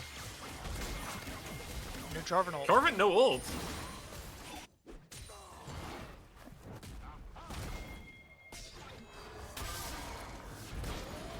We'll see. Alec is coming off of a base. Just finished Purple Bloom. I know there's a fight happening about, but we need to see mid. And Josh has GA, so he can try to go for a crazy engage. They managed to secure the inhib as Yurg bolts out. Yurg ults out. And that's Cho'Gath good. burned Flash during that fight. They've managed to get the inhib on the side of SPS. Their Baron's going to run out, but an inhib is good. They've also increased the gold. Now they're pretty considerably ahead. So that's what they need. Now you're thinking Elder's coming up in 2.5 minutes, Baron in 3. If it becomes a trade of objectives, then I think you get into a deadlock and wait until they're back up again. So I'm expecting both teams will want to have something happen when the Elder spawns and the Baron's not up yet. So it's going to be both teams vying in 1 minute for this mid priority, which SPS now has a clear advantage in because they have the inhib. Yeah, SPS really need to prioritize getting vision earlier for this Elder, since they've been kind of on the back end these last 2 drags and had to just give them up. Now, luckily, obviously on the 4th drag it worked out, but had they not gotten that ace, You get a little bit of deja vu. Spiral is Slamming damage into Spiral. so tanky. I think that extra bit of damage will get them. Oh well, good enough wave clear on the side of PT. Looks like they won't notably be able to get the Dragon on the side of SPS. Or not Dragon Tower, sorry. Whoa! LSD still has Flash. Tries to execute. Burns Flash. Goes down for it. Jinx gets these resets, and you cannot take this fight if you're PT. They get the tower, but I think that's all they can do. Don't want to push. They need to reset. They need to reset. Especially with this Elder coming out. They need to get to this Elder. Yeah. And now they're in a situation where Cho'Gath is able to chase them. If Sadly, it looks like cancel here. Doesn't look like Cho'Gath will not find in time. But once again, they're going to be walking into enemy vision. Yeah, I do think this inhibited wave on mid is making it hard for PT to get in there, but I like yes, what they will see Yug on mid wave. Dave and Gnome are getting in here first. So as long as they can do a good job clearing wards, should be fine. And this should be even vision right now. Both teams vying for Very control good. of the river, and it's SPS that gets it first. Midwave pushing. Forces Jarvan to use EQ. Josh pinging midwave. Might be trying to collapse onto Josh here, though. Great laser. As Gnome goes in. Gnome goes in, but his team isn't there to follow up. That's a Jinx reset. Josh is able to find a Q onto Cho'Gath. But with that GA, Cho'Gath ult doesn't really mean anything. You're going in, hits his ult on the corner there. They're gonna just go for the Josh still end. has ult. And Yeah. no Zhonya's completion from LSD. No He's flash, no vulnerable. ghost on Yug. No flash on Syndra either. Syndra does still have ghost. But she takes so much damage from this Jinx. They might just look to ult Yug if they can. Yug or LSD, both targets. Reset Zhonya's onto completion. Jinx. PT needs to do something here. Kills Josh before he can get the... Yug is able to get the ace. Oh my god. Might be a penta. Pentakill for Yug. Pentakill for Yug. You said they had SPS. to do something, and they accomplished that. Josh Barely not able to dies end. right before the ult connects. And PT is just able to completely flip that. I am very impressed with PT's ability to survive there. I thought that was game for sure. They take shifts, taking the poke and going back to base and throwing the wave, making it so that they end up getting a timer where they get to take a fight as people are respawning, full HP, and they dealt enough poke. Josh died before he was able to get the ult off. They could not get any CC off onto that Zeri before he shredded them. I mean, like... Elder Dragon for PT, but the game's not over. You're in an open Nexus situation. But, oh, the inhibits respawn. So there goes that threat of a backdoor. And Baron is up. Oh yeah, It'll Baron be is very hard for spawned. SPS to try to prevent this Baron. We'll see if they opt to maybe just like try and retake him. I think Jonas just caught Lulu's here. dead here. Yeah. Ult comes out from Jarvan and you just can't get out. And I want to point out on the Josh side might of, be going for an inhib here. let's take a look at this. He does it so Is he slowly. able These to? Baron recalls with the... Yeah, he knows he has He's to not. leave. Yeah. Very unfortunate.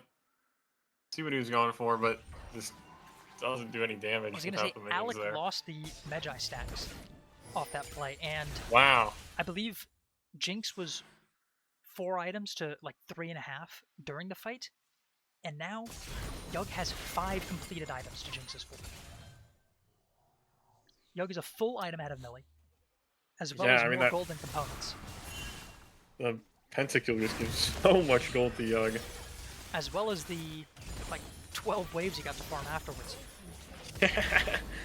328 CS. I'm curious what this next item for Jinx is. Elder still has around a third of its duration left.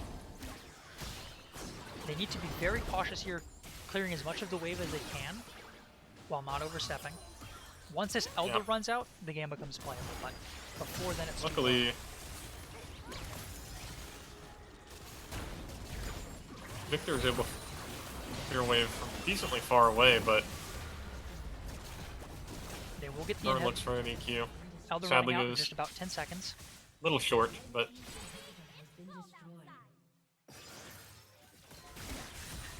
and now they have the inhib advantage. Yep. And we're in another deadlock. No objectives up. Nothing to do on the map. Both teams just need to be extremely cautious. Try and farm up as safely as they can. no. This is the point of the game. You need to make very intelligent decisions. Who's able to get to an item before the next objective, the next fight? Who is getting the gold on important? Because if everyone just goes out and farms willy-nilly, you're going to get caught. And that's an easy way to lose the game. So you really Jinx looks to be built get a wave or two. GA, which I think would be a very big spike. I do also see the null magic. I'm guessing there was thoughts of a scimitar or something before there was a reassessment. I've seen the null magic in Millie's inventory for like 15 it's minutes been there now. a while. I think It he's could just also just be holding it. an EHP boost to survive the damage. Yeah, that's kind of what I figured it was. I say in mid lane, there's a lot of matchups where just buying null magic and sitting on it will be the difference maker. Fizz is a notable one, where that guy's only real mission is to kill you. So if you make that impossible, you will win.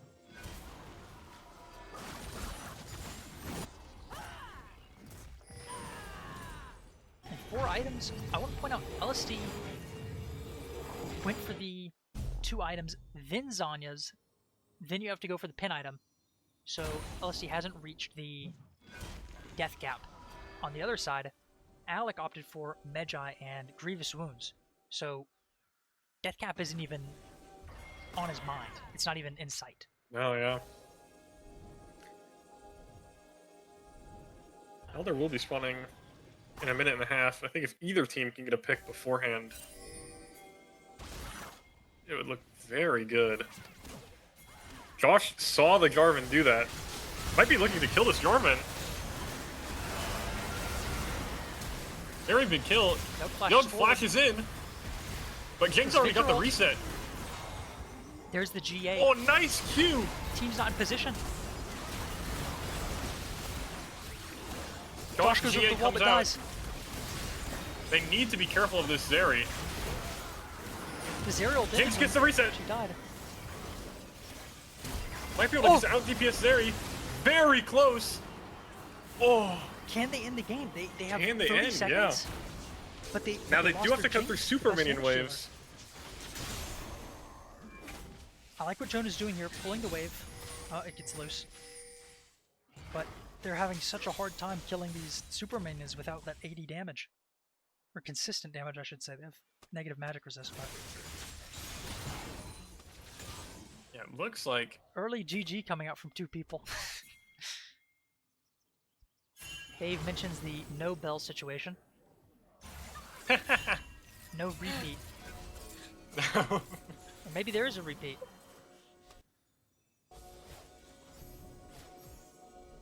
Very calm, cool, and collected, never mind, from Josh.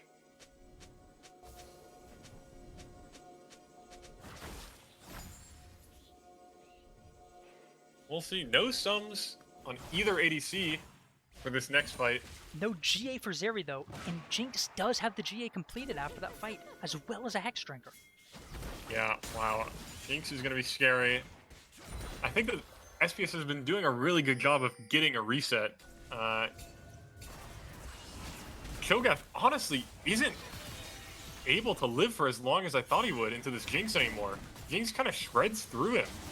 I think you needed to build a Randance. I think that item is just too much EHP into crit builders. As red team, Josh SPS gets the Elder. Jarvan tries to ult, but with Elder, it's just too far. I didn't realize how low it had gotten. You're going forward. You're going but for they this have a ult. wave in their base they need to address. Yeah. Zeri does pop the ult, though. Yurg just walks out. Don't know the cooldown on Zeri ult, but... Josh almost gets picked. Josh, Notably, nice if he save fell by below Lulu. 15% HP, he would have died to the ult. Good save from Jonah. As Yug Josh needs to be careful here. Yug is going for him. Yurg as well, not really able to be super tanky against Zeri currently. Meanwhile, in SPS's base, be they lost a careful. tower to that wave. Their inhib's up. The waves are even. They have Elder. They need to find some bases on the people that are low. Spend some money potentially.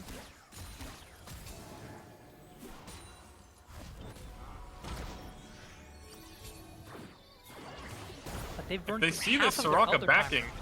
they might be able to just burn through this. I think they're just going to choose. They have the Elder. They didn't use the Yurg first half of it gets well. the They're Herald, just going to use the not the second half to Herald. guarantee the Baron. The Scuttle. And Jinx does so much damage to objectives now.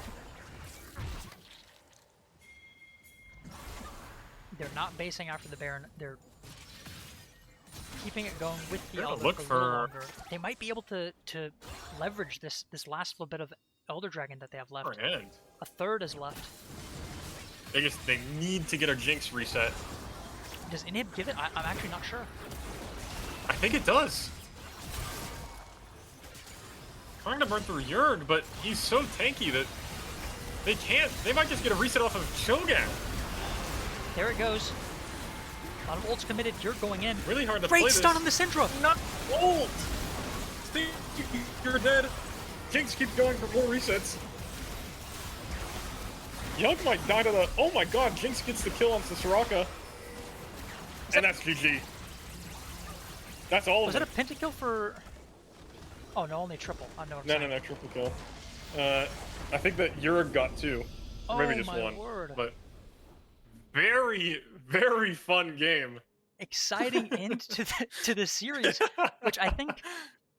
I mean, I had said before that I thought it was going to be the closest series at this point in the season, and it was extremely close, extremely exciting. Well done to SPS, and a tough loss for PT, but that one was so close, and they played so well. I mean, it's hard truly, to start it the season really could have been 0-2 anyone's game. after they had such a great start to the season last time. But I think SPS is looking better than a lot of people expected, and they might have gotten the toughest opponents out of the way. Only time will tell. So, PT has a bad record so far, but they're not looking bad as a team. And I think SPS may be looking better than some people valued them at season start. I agree. They are definitely a powerhouse. 2 wins under their belt already. And I expect more to come. All right, we got to talk about MVP and then interview. So, Is this MVP for, like, series or This game game. 3? this game. This three. game, okay. Okay. I mean, Honestly, Jurg played really well. I was going to say Jurg as well. Jurg was... I saw him... He made a lot of space, and I saw him get a lot of good ults, and was just kind of able to frontline while... or not even, like, just prevent PT from following up onto Jarvan engages, and then Jarvan would just give Jinx a reset. Yeah, I mean, I think And that's I think that... tremendous Scion mastery and just tank mastery Yeah. in general, knowing the task that needs to be done and executing on it perfectly. And we talked about that matchup. I mean, I wish if Scott is in chat, I know Scott plays Cho'Gath. I need to know, that matchup sounds bad for Sion. It seemed horrendous. Like just watching him early game, it really looked like he was just going to get bullied. And then as we saw, Shogun had 0 kill stacks, so clearly he managed to survive lane just fine. And yeah, even CS, I think he even had a plate advantage after lane that went on for TP a bot. while. Yeah. So great job to both teams. Congratulations to PT for their victory. Last week we interviewed Josh. I'm thinking if the team captain Millie could get in here for a post-game interview. Amazing. Not sure if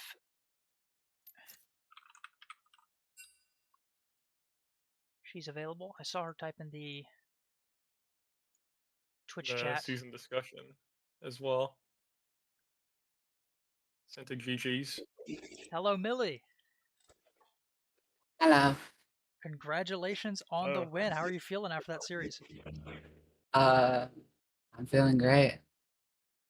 It's a blast. A very exciting finish there. I gotta ask, how was the team atmosphere, the vibes? How worried were y'all after that pentakill from Yug?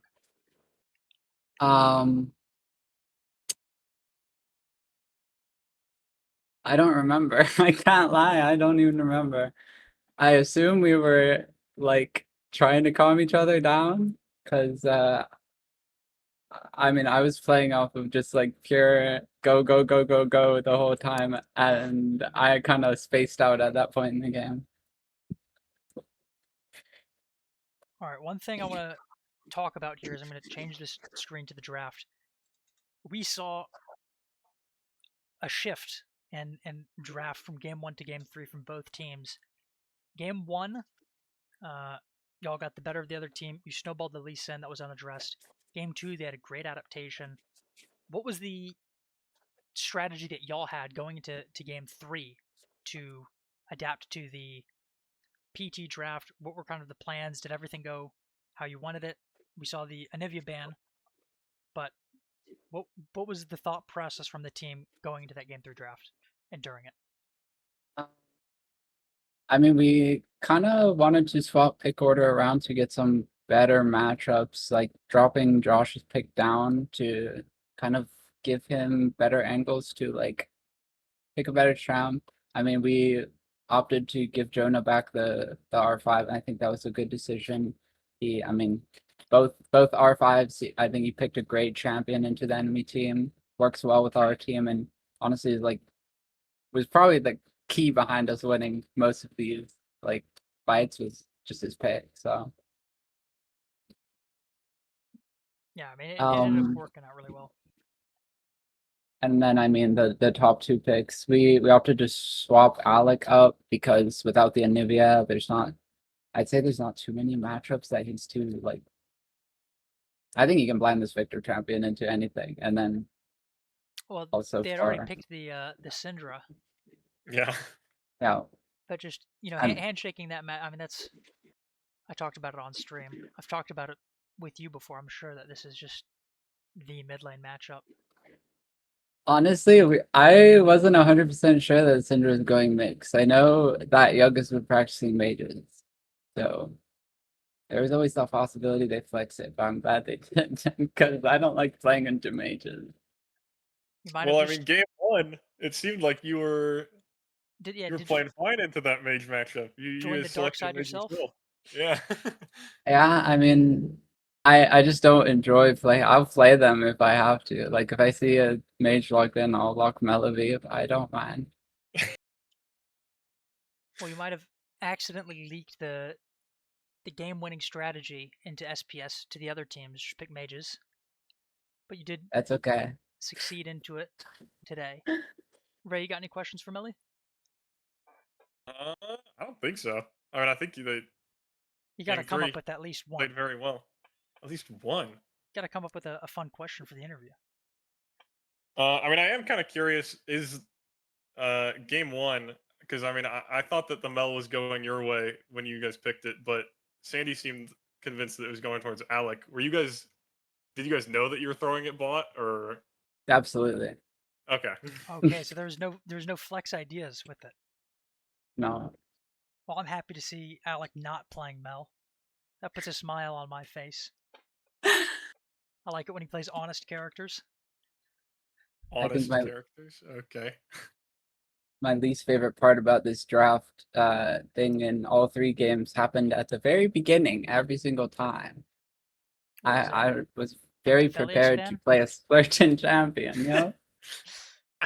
Well, I think that's I going to don't be think you'll be getting that one. it's going to be a trend this season, I think. It's too bad. Well, thank you so much for your time in the interview. Thank you so much for a very exciting series. If neither of y'all have anything else, I think I'll just end the stream there. Say good night to everyone watching. Go watch the international finals tonight. And have a good rest of your weekend.